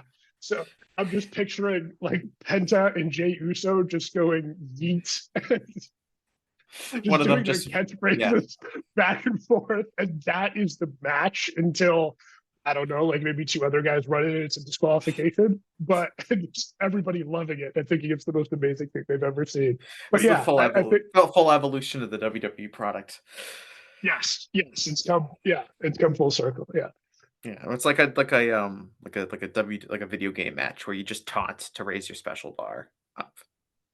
Oh yeah, and then just one guy hits one move and they win. Like Yeah. yes, that could totally be it. I could totally picture that happening. And I'm not even doing this as like, oh, let's make fun of WWE. Like I could actually see that happening, like in a Yeah. TV match or something. Like it's not like out of the realm of possibility that Yeah, someone especially could just if come up with that. put it in like one of those European cities that they've having some of these events at, where like the crowd is just really into everything and Yes. You know, doing their own little chants. Have it take place one of the in there. It takes place at like like Elimination Chamber 2027. fit in perfectly. Yes, that's the perfect crowd for it. The absolute perfect crowd. Yeah. All right, so you're keeping Penta. Number 14, someone that you and I, Adam, have argued about extensively in AEW, and especially before he was in AEW. And this is Adam Copeland. How do you feel about Adam Copeland and all the TV time he's sucked up since coming into AEW? I think he's done better than I think anyone expected, right? Like even I was always more open to him joining AEW than others were because Yeah, we had a lot of debates about like I was pretty much like AEW really doesn't need an old WWE guy. I've hated his work since he returned from retirement in WWE. I don't think he's going to be better in AEW when he has more creative freedom. And at the time, you were very much like, I think he's smart enough to adjust to what's gonna work in front of the AEW audience. He's not gonna be like spotlight constantly going to that place level, Adam Copeland. Um, and I'll take the L on that one because he has been way better than I thought he was gonna be when he came in. And I think he's been a hugely positive contributor to the company since coming in. yeah, I agree. I always thought he would be smart enough to know like recognize the differences in the audience and adjust accordingly. Part of that is because he did not come from modern WWE. Like he was wrestling in WWE in the 90s. You know, it was a much different era that where guys did have more control over the words that they said in their promos and, influencing their storylines and that type of thing. And he was always like a very smart, I would say, wrestler in terms of the promos he would cut and the angles he would kind of take in his storylines and how he developed his character. So I always thought because I had seen him do it before, in a very different system, WWE in the 90s and early 2000s, again, much different than in the 2010s. I was like, oh, he could definitely have success, from on the mic and as a character in AEW. What surprised me was physically how much he still had left. And because the matches that I saw in WWE were kind of plodding and slower and a lot of like long pauses to make faces at the camera type thing. And so I just thought maybe he was a little bit too physically shot, and that was my concern. But I'm like, all right, if he's not going to wrestle that many matches, right, he can probably still bring it when he needs to. But then he just wrestled like almost every week. He was doing something physical, and the matches were really good. In addition to the promos and the storylines, made sense and were fun and entertaining. And yeah, it was really cool to see him and Christian like get to do their breakup feud that they got to do 20 years ago. But now they actually got to do it when they were both a lot older and a lot smarter. So it was pretty cool. Hopefully his recent injury like doesn't hamper him physically, and he's still able to have the same quality of matches that he did before he got injured. But yeah, I'm definitely looking. And there's also just so much more meat on the bone in terms of him having his tag team reunion with Christian and getting like that type of run together. I think you know they just seem like they both have a lot more left in the tank than the Hardy Boys did. And also just creatively. That's not saying able, much. Well, yeah, that's true. But also just like creatively and being able to cut promos and stuff, there's just so much more you can do with them from a storyline perspective as well, even if they do start to slow down more physically. So yeah, his run's been, even better than I thought it could have been so far, and definitely interested in seeing it continue in the future. Yeah, I agree. He's been a really positive asset in terms of his performance, and um, I think that there's a lot of stuff he can do, and he's going to come back from this injury. And hopefully he's not physically shot, but I think it'll be a helpful. It's in hindsight like a good thing to get him off television for a little bit, and come back, get a big pop, and reset from there. I'm sure they have plans for what he's going to do when he returns. Number 15. Perhaps the most divisive person on this entire list. In fact, some would say that the exercise was entirely designed to talk about this one person. Do you know who this person is, Adam? Chris Jericho. It's Chris Jericho, correct. Yeah, I'm gonna keep Chris Jericho, and this is canceled. No, I'm just kidding. This is why, like, I'm actually enjoying the learning tree thing now. Like when it first started, I was like, boy, this is really dumb. And then as it's gone on, I just find myself laughing at the things he's doing. And Bill's been perfect. Like Bill, like just slapping the walls of a building and commenting on its structural integrity. Like, I don't know why I found that so funny, but it was hilarious. Yeah, I agree. I think Bill's been really good in his role doing this. Yeah. And I'm kind of in the same boat in terms of I thought he was I never was like, I need Chris Jericho to retire and go away, but I was like, I was definitely in the vein of like, I think AEW would maybe benefit if Jericho wasn't on TV every week in that time, and that his designated slot on every pay-per-view card was dedicated to someone else getting like a significant singles match. But I do think that he has successfully done something to get himself over. I have enjoyed his work, and I have found his promos very funny. I thought his promo after he lost the match at Forbidden Door and came out and talked about Hook stealing his finish, and that that doesn't work for him, brother. I thought all that stuff was super funny. Maybe it's like inside baseball, and it's not gonna connect with like the masses, but I think him leaning into the kind of reaction he's gotten from the fans has been another example of his ability to kind of adapt to what he needs to do to remain over and a success in wrestling. Yeah, it's so cliche to say about Chris Jericho, but he's kind of, one of the best. He's probably the best in the history of wrestling at reinventing himself. But he really understood that, okay, these people are sick of me like being like a serious act. Like they even if I'm a heel, I'm not necessarily going to get the good type of heat, right?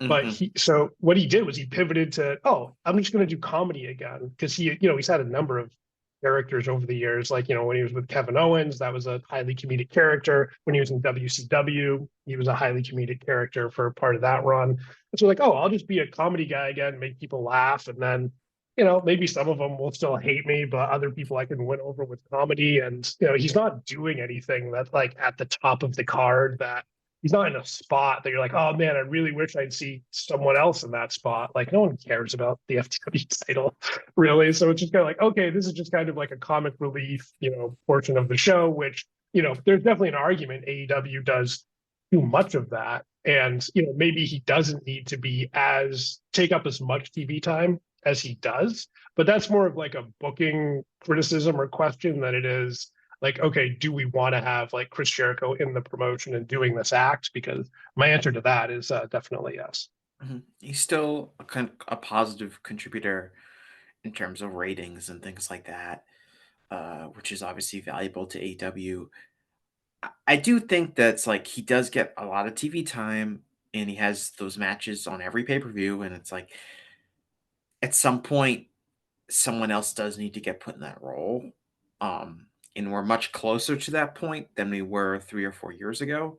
Um, so we are getting there. I don't think we're quite there yet, where it's like the company would be super better served without Jericho being in there. And he's despite what some people seem to believe, he is not protected really at all in terms of wins and losses. He puts tons of people over. He puts younger X over. He lost to Hook at Forbidden Door. He so yeah. I mean, I would keep him around, and he has been phased down. Like I don't. He's never going to win the world title again. I don't think. I don't think he's No. probably ever going to main event a pay per view again, at least in a singles match. I think that phase of him in AEW is over. So yes, he still gets a lot of TV time. Yes, he still gets a lot of creative focus, but he has been phased down a bit in a way that I think is healthy for the company. Agreed. All right, so number 16 is Powerhouse Hobbs. We've kind of talked about him a few times in passing, but how do you feel about Powerhouse? Lukewarm on Hobbs. He's someone who, honestly, I'm not going to repeat the whole Wardlow and Hook thing that I talked about, but I feel similarly about him as I do about them, where I do think he definitely got sabotaged by like egregiously bad booking. Like he was building up momentum during his Wardlow feud, and like post breakup with Ricky Starks when he was just squashing guys. Like he had that cool entrance, remember, where they like whatever the chandelier thing, like they would pull up, and he was he'd kind of be kneeling down there. And he really seemed like very menacing. But then like they stuck him with QT Marshall, who had just been like this comedy geek manager for so long. It was just such a bad pairing. It was the last thing Hobbs needed. It was just like tying an anchor to him. And with joining the Don Callis family, like, oh, okay, maybe this will pick up a bit. But then he kind of seemed like he got lost in the mix a little bit there as well. And he's not the best wrestler in the world. Obviously, like he's solid, but he's not. If you're ranking him like relative to the roster, he's definitely in the bottom half for sure. But with all that said, I do think he hasn't been as exposed as Wardlow in terms of I would say that like they pushed Wardlow so hard for so long, and then for it not to work out, it's kind of like makes it really difficult for them to do that again. I think Hobbs is someone they could push like focused and sustained, and at least build him up to be like, maybe probably not like a pay-per-view headliner, but you can build him up to something pretty significant where he can have like, a big TNT title feud, or he could win matches in like the Continental Classic or something. Like I definitely think there's more that you can do with him because he hasn't had like a big run that failed. He's more just had like a bunch of start and stops and never really gotten like the full opportunity where they kind of went all the way with him.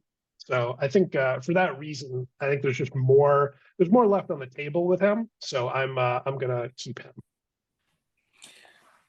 Yeah, I think that he has not been as exposed as Wardlow certainly is. I agree that does he need to have a heel mouthpiece manager? Because I don't think that's worked out for him at all in No, various and incarnations. I think it undermines his character, honestly, because he's like, I thought Team Taz was great. Team Taz was perfect. It was a perfect introduction for him. Like all that was great. But all the managers he's had since then, like they weren't his manager.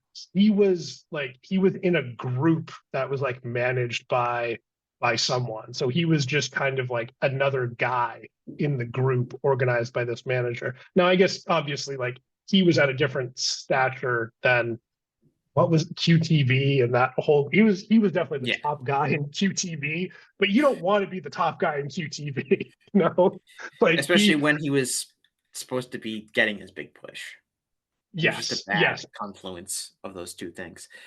Um, he's got a great look. He's a really just like if you were just to like list his height and weight, he wouldn't necessarily like stand out super well, but he's just so um like extremely proportioned like in his shoulders and his chest. It's kind of like Brock Lesnar where like Brock Lesnar's like listed at like I don't know like 6'3", 290, which is like really big but not necessarily gigantic in wrestling terms. But Brock Lesnar's got those giant heads and the giant head and those traps and the giant hands. And I feel like Hobbs is kind of like that where he just has this look where you're like, oh my god, look at this guy, he's a monster. Um, and I do think you could get him going again. I think he has like he's not really a good promo and he's not charismatic in some ways, but I also think that he has like this street tough aura that people could buy into him. He's not just like Wardlow, who's just kind of like a big guy at a gym. You Mhm. know, Hobbs is like got this kind of more um like like street brawler kind of character with his attitude that I think could really be a selling point with better charisma. So I wouldn't be entirely Yeah. ready on giving up on him. Did you ever play EWR or Total Extreme Wrestling, like those booking, No, those like text-based sim no. booking games? I Okay. think So I've there dabbled with TEW. Like I played it for like a half hour, but like didn't really ever get into it. okay. So there were different stats for the characters, and if you wanted to give someone a certain gimmick, in order for that gimmick to work, they had to meet certain minimum requirements in the stats. Hmm. And one of the stats was called menace. Will Hobbs has menace. That's that's he just has it. Like you believe, like, oh, this guy's tough, this guy's dangerous. Whereas, like, to your point, some other like bodybuilder type guys, you don't necessarily believe that about, but with him, you do. So he has menace, and I think that's a big part of his charisma and potential, and that how he could be successful in a higher profile role than what he has been up to this point. Hmm. So are you keeping Hobbs? I'm keeping Hobbs. Okay, so you've got uh, one more person to get rid of, and And how many are left? you have why can't I count here? Four people left to get rid of. Ooh, okay. So I have to count one of the next four people. Okay. Okay, and the next person is Malachi Black. Wow. Okay. All right. Now, on one hand, it seems I, like this should be pretty easy, right? Because he doesn't seem like he wants to be there. and I think that's a major concession that makes him stand out from other people that we have discussed so far, which is like, does this guy have a crappy attitude about being in the company? Which is, I don't think anything necessarily we can say outright about any of these other people that we've talked about so far. Yeah. And if it was just like, hey, I'm leaving like at the end of my deal, or it seems like he made it clear like he would like to leave, and tried to, at a certain point. If it was just that, that would be one thing. But then there's always been like some really weird stuff with his booking that makes it indicate that it seems like he is very particular about like who he works with, like when he's willing to do jobs, how he's willing to do jobs. And he's not really like the stature of star that you would, I guess, like put up with that sort of thing for, which is always, and that's kind of a thing with AEW in general. That's not even really specific to him, right? Um, there's other guys as well that it seems like, based on they just kind of like don't put people over, or don't want to do certain storylines and things. Mhm. So I don't know. There's obviously always like rumor and innuendo for like, like Conrad Thompson likes to say, about things like that. So you're never totally sure like exactly like what's true and what isn't. But there's enough of a pattern with him where it seems like there's like maybe certain stories aren't necessarily true, but it definitely seems like there's something where you're very limited in how you can utilize him. Now, with that all said, I think he's a fantastic performer.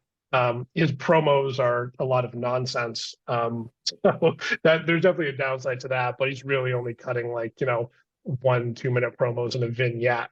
I've always been higher, I think, on his ring work than a lot of others, and I like outside of the spooky promos, I do like his gimmick and everything. I think he has a lot to offer, but yeah, there's just a lot of baggage that comes with him.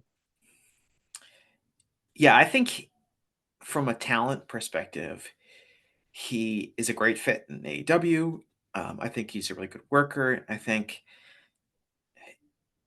he could be like a really cool character. I don't think he is anymore. Um, I mean, his debut in the company was excellent with the whole Cody feud.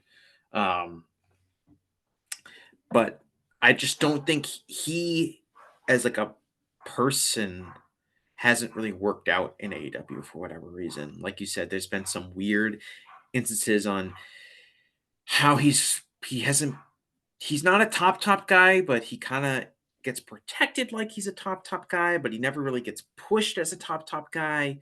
It's just kind of interesting dynamic. He's never really had like has he ever wrestled for the world title? Um has he ever been in like any of these tournaments? I can't remember. Maybe he was in like the Owen one year, but I don't see him as a guy like who's going to be doing the Continental Classic and going 500 in that or whatever. Um, so I think he had all the potential in the world to be a top guy in AEW, and for whatever reason that is, it hasn't taken off, and he doesn't seem to be particularly happy there.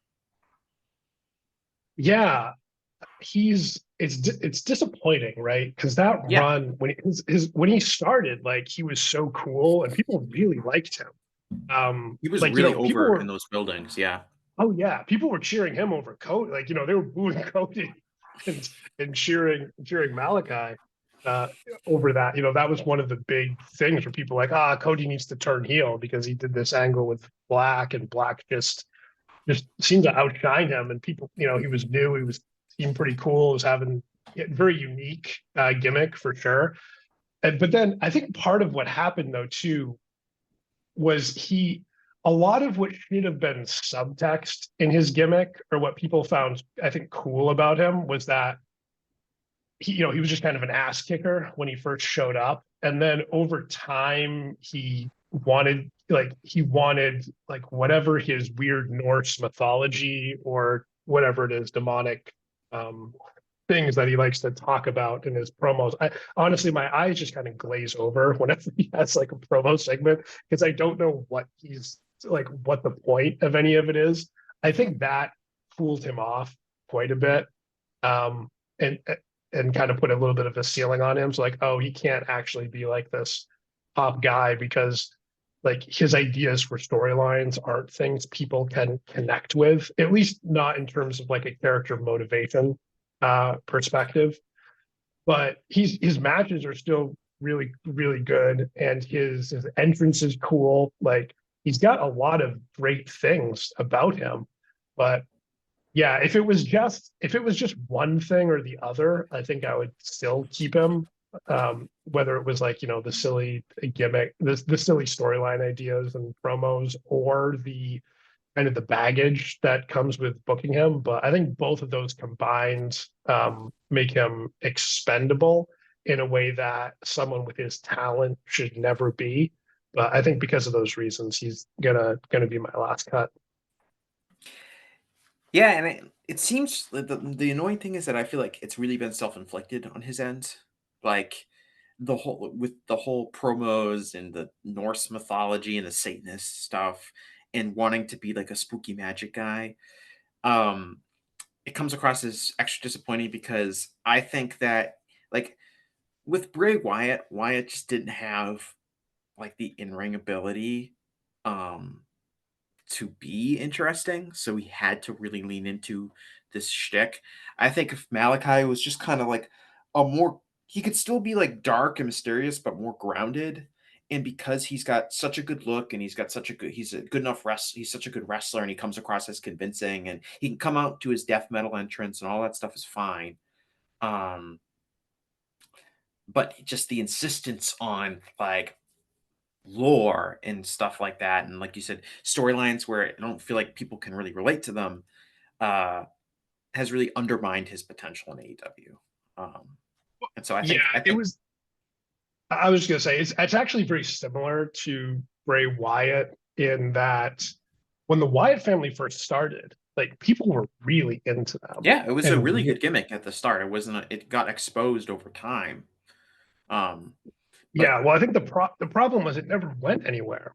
yeah, that's Like what I mean. he, Like it was a good first idea, but it got exposed and stale over time because it was obvious there was no follow up. Just like there was never really any follow up to the Fiend character. Um, yeah, exactly. Well, I think with the not to go off on a Wyatt tangent, but I'll tie it back in with Black, where like okay, there's these guys, they're dark, they're putting this group or family together, and then okay, that's all great in terms of like the first chapter, but then they need some sort of like ideology or goals for people to be able to connect with them, to continue to connect with them and be interested in what they're going to do next. And if as people need to understand, as pro wrestlers. yeah, yes, exactly. As pro wrestlers, people need to understand like, okay, there's this dark group, but they need to understand what their motivation is so they can be interested in, okay, what are the twists and turns that are going to happen with them? So like who are they going to attack? Who are they going to try to recruit? And like the House of Black did that to some degree. And I guess the Wyatt family did too, but it never seemed like it really like went anywhere. Like it was always just the status quo, and then they would also just speak in riddles that made them completely unrelatable.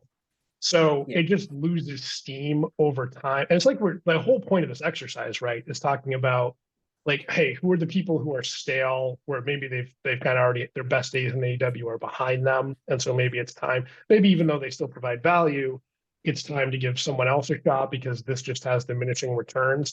And that shouldn't be the case with Malachi Black, but because of all the restrictions he has placed on himself and how he allows himself to be utilized, I think like we kind of have reached that point, or maybe we haven't reached it quite yet. But I think because I do think he still has like a breakup angle with Brody potentially that could be really great and interesting, and maybe there's some other stuff too.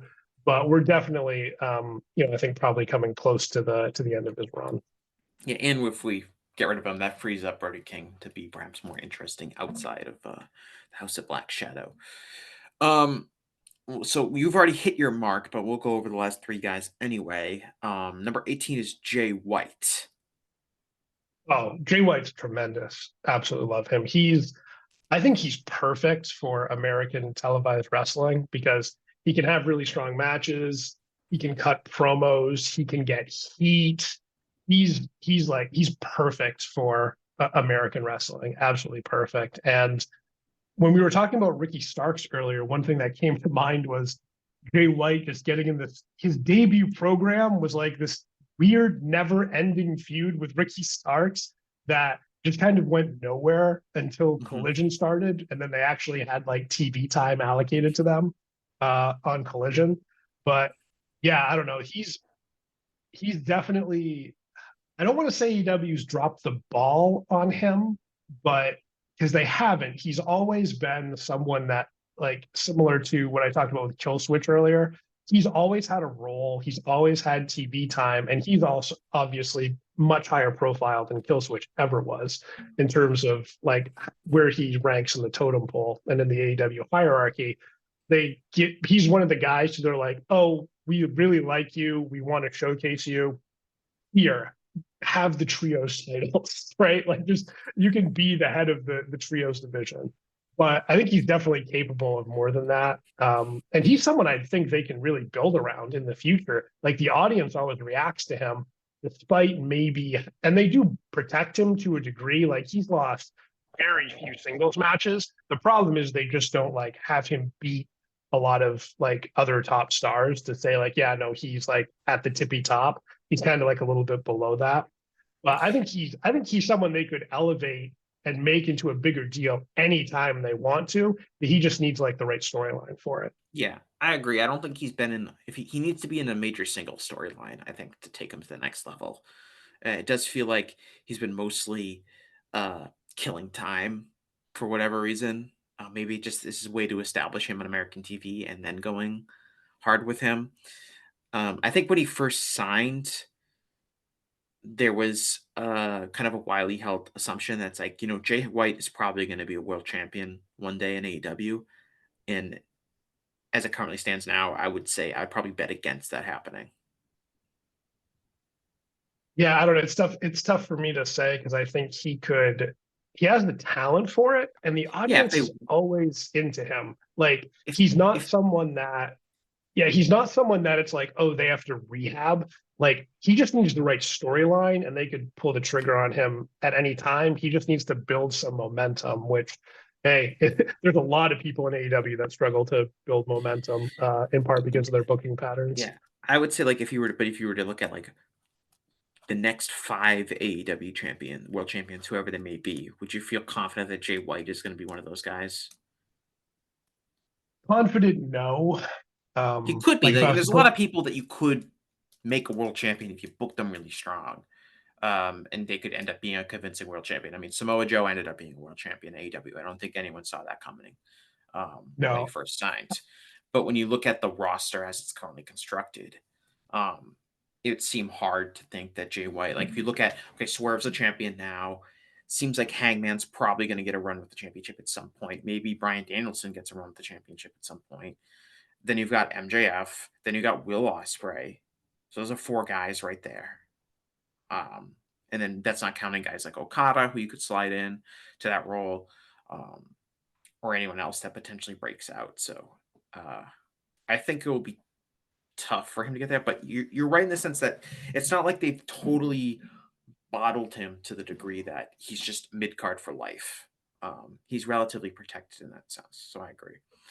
Yeah, I mean, he could really be a right place, right time guy. Like if someone was ever to get injured and they needed a new champion, yeah, like Samoa Joe was. Yeah, exactly. Like he's right there and could easily slide into that role at any time. Number 19 is someone who I'm sure you're going to be very upset you were going to cut if you didn't waste all your picks earlier. It's Jon Moxley. Yeah, no, you have to keep Jon Moxley. He's right, and I think I put Moxley on here as an overall extension of the exercise in the sense of Moxley is a true, out of all the guys on this list, like Moxley is a true top guy. And historically in wrestling companies really take off when an established top guy leaves and you're forced to push someone into that spot. So there are other people you could pick in AEW who are top guys, but I think Moxley, because he's been there since the launch of the company, he's been super reliable, but he's also been on television all the time. He's probably hit his ceiling as a draw in AEW. If you were to take him away from the company and insert somebody else into that Jon Moxley role, that is a very, very prime piece of real estate that one of these other guys that you think you could push really hard, like a Jay White, could slide into, and do that if you wanted to get rid of Jon Moxley. So that's why I put him on here. Obviously, he's a more valuable asset than almost anyone else on this list. So I didn't expect people to be like, oh yeah, cut him. But I do think that his role being so big, that is a big spot for someone else to step into if they chose to do that. And historically, that is what has needed to happen. Usually because a wrestler moved to another company or a wrestler had to retire suddenly or got fired all of a sudden. That's, how wrestling companies have taken off historically. But I just wanted to include him for the purpose of this exercise. Well, I think your point's very valid that he's been around since the beginning and he's done everything he could do, right? Yeah, like he's someone that would move on in the territory days, would even though he's still popular in a territory, would move on to somewhere else and be a draw somewhere else, and someone else could move into that spot. Yeah, so I think with him, he's probably not so much not Jericho now, but I think he's someone who maybe instead of him being like the focus, he starts getting utilized in ways that like get other people over. Like maybe he has like a trios title run, and then they do a breakup feud, and there's so much different things you can do, so many different things you can still do with him, and he has so much equity built up in him that it like anything he does is going to matter to that audience. But yeah, I could see it being him being less of a focus, like at the absolute top of the card, or at least, maybe he is for like, maybe he's like a few months a year, he's back at the top, right? And they kind of like move him down, then build him back up, give him some time off, bring him back. Like, I think he's always going to be, like a really important figure. And there's a ton of different ways they can use him. But I think the idea of like him being like the tippy top guy and continuing to build the company around him, or going back to what he was doing in like 2021, 2022, I think that time's probably come and gone. But yeah, there's still so much value he offers, and still so much you can do with him. Yeah, and I do think he has been moved down the card a little bit. I mean, he hasn't been super prevalent on AEW television recently, I think in part because he's been the IWGP World Heavyweight Champion. But he is someone that is maybe he'll probably main event another pay-per-view from now, but he sure. does seem like he's definitely not he's not one of like the top 3 guys in the company as it currently stands, which is a position he's pretty much held consistently since he first joined AEW. So the last person on here is Billy Gunn, which I thought would be really funny. God damn it. Yeah, that's right. So you're cutting Phoenix and keeping Billy Gunn. Unbelievable. Wait, can I still cut Billy Gunn? Can I cut? Yeah, 9? you can still cut. Yeah, you can cut Billy Gunn. All right. Because He's done. Yeah, Cutting 9. Because Billy Gunn, again, not with the understanding that this is not taking into role and taking into account anything that he's doing behind the scenes in AEW, but like in terms of like an actual negative entity on the product right now, I think he would rank number 1 in terms of this list for me. Because I think we were talking about the Acclaimed earlier when we were talking about Max Caster. Like, I think a huge problem is like how prevalent Billy Gunn is in that team, like, and how like it went from being like this kind of cute little story to being like, okay, now Billy Gunn is just like clinging on to relevancy with this tag team, and it's not really that funny anymore. And he looks good, but he can't really move. Like, I remember I went to the last Dynamite I was at in Boston. The Acclaimed came in to do a run-in save, and like watching Billy Gunn run down the ramp was not good. Like, I was like, okay, this is clearly a man like in his early 60s, because he looks, if we're judging by like just like looking at them and like with their shirts off, he looks great, but like he just can't move anymore, and it's a lot. It's a lot. But I thought it'd be funny if what I really wanted to try to get out of it was, and you definitely avoided it. So it's credit to you, but I wanted you to be like, oh, I don't know if I want to cut Jon Moxley. I don't know who number 20 is going to be. What if it's like Will Ospreay or someone? Maybe I have to cut Jon Moxley, and then it ended up being Billy Gunn. That was a good plan. That was a good plan. Honestly, Billy Gunn would, he'd be someone I would proactively cut or take. I just don't.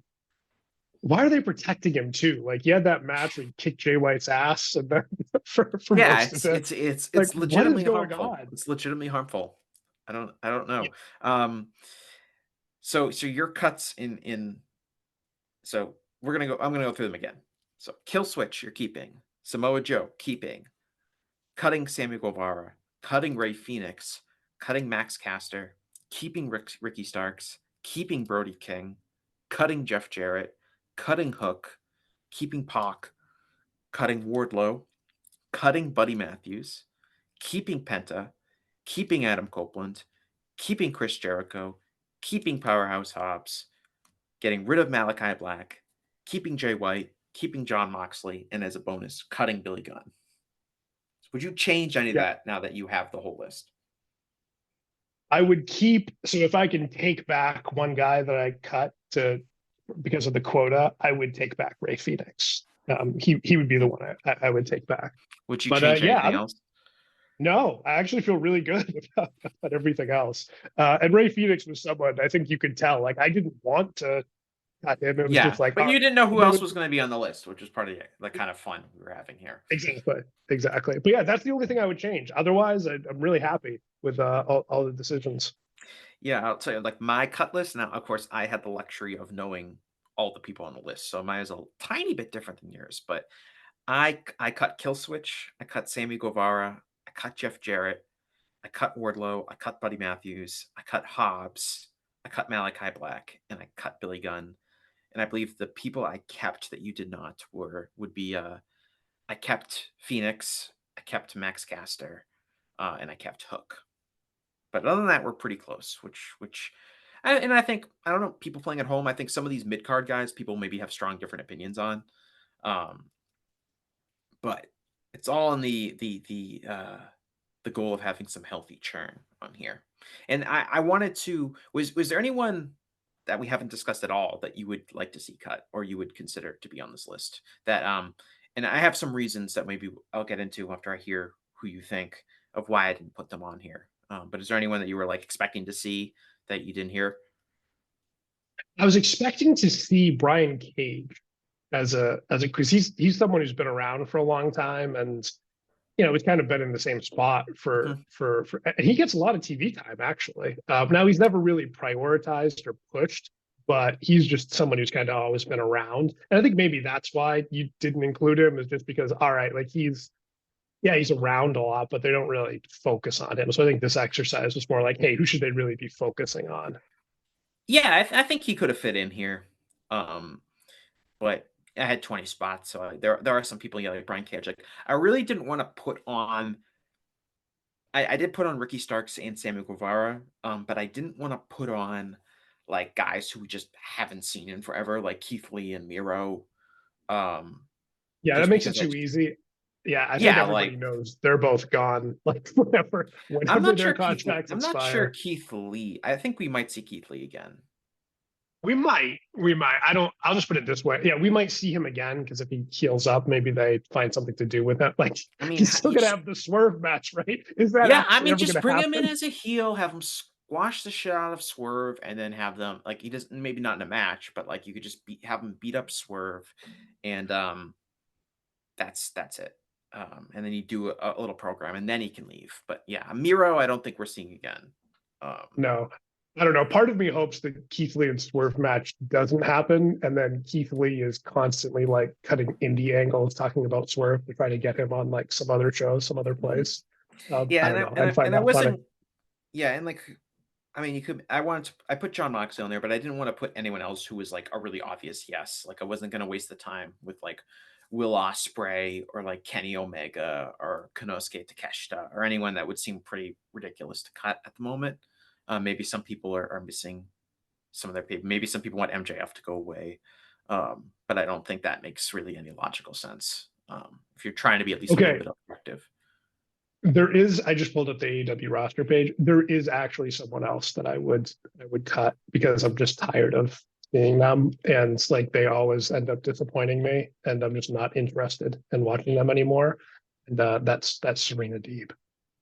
Yeah, I didn't want to include any women just because I think that would I didn't want to mix in the men's division and the women's division or do full tag teams, but she did come to mind in terms of someone that I think has just reached a ceiling and it's been like, especially in our promos, just been really bad, frankly.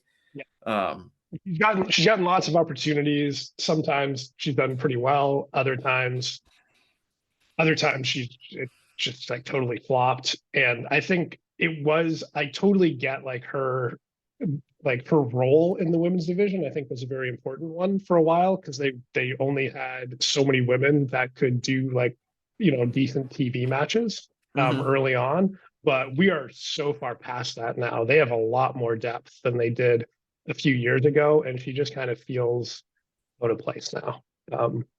Yeah, so that's kind of my feelings on that. But in general, I think honestly, this exercise is pretty fun because like it was really tough even to make most of the cuts that I did. And I'm like, oh yeah, I could definitely see like using this person. And I think everybody has value, offers value in one way or another, and they all could play prominent roles in the future if they needed to. But some of them are just, might be a little bit more of an uphill battle than it would be with others. And you always need to keep things fresh and, just move in some fresh acts and move out some other ones that, might have already peaked.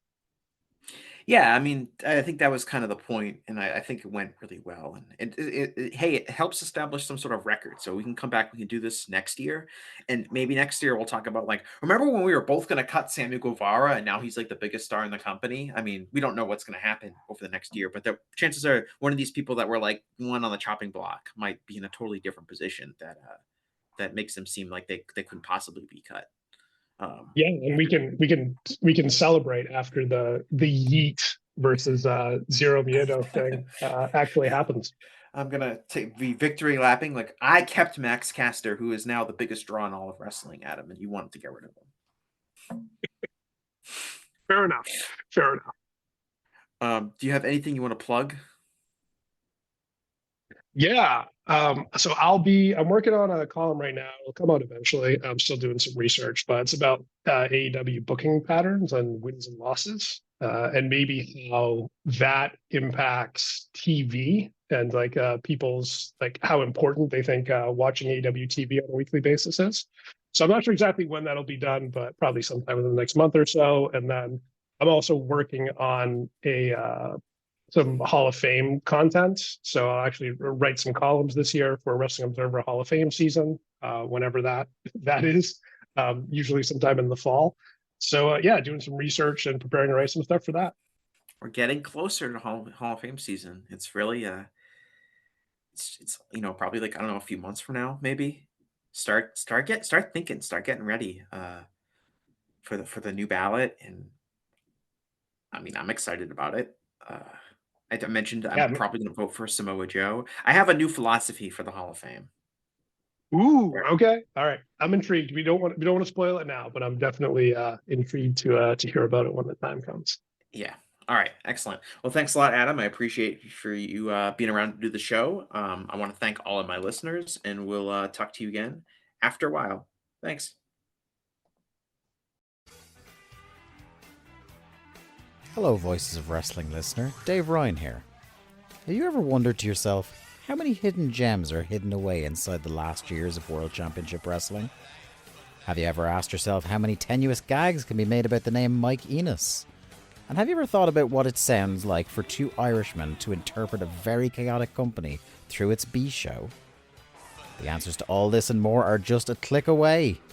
Check out Days of Thunder every second Thursday on the Voices of Wrestling podcast network.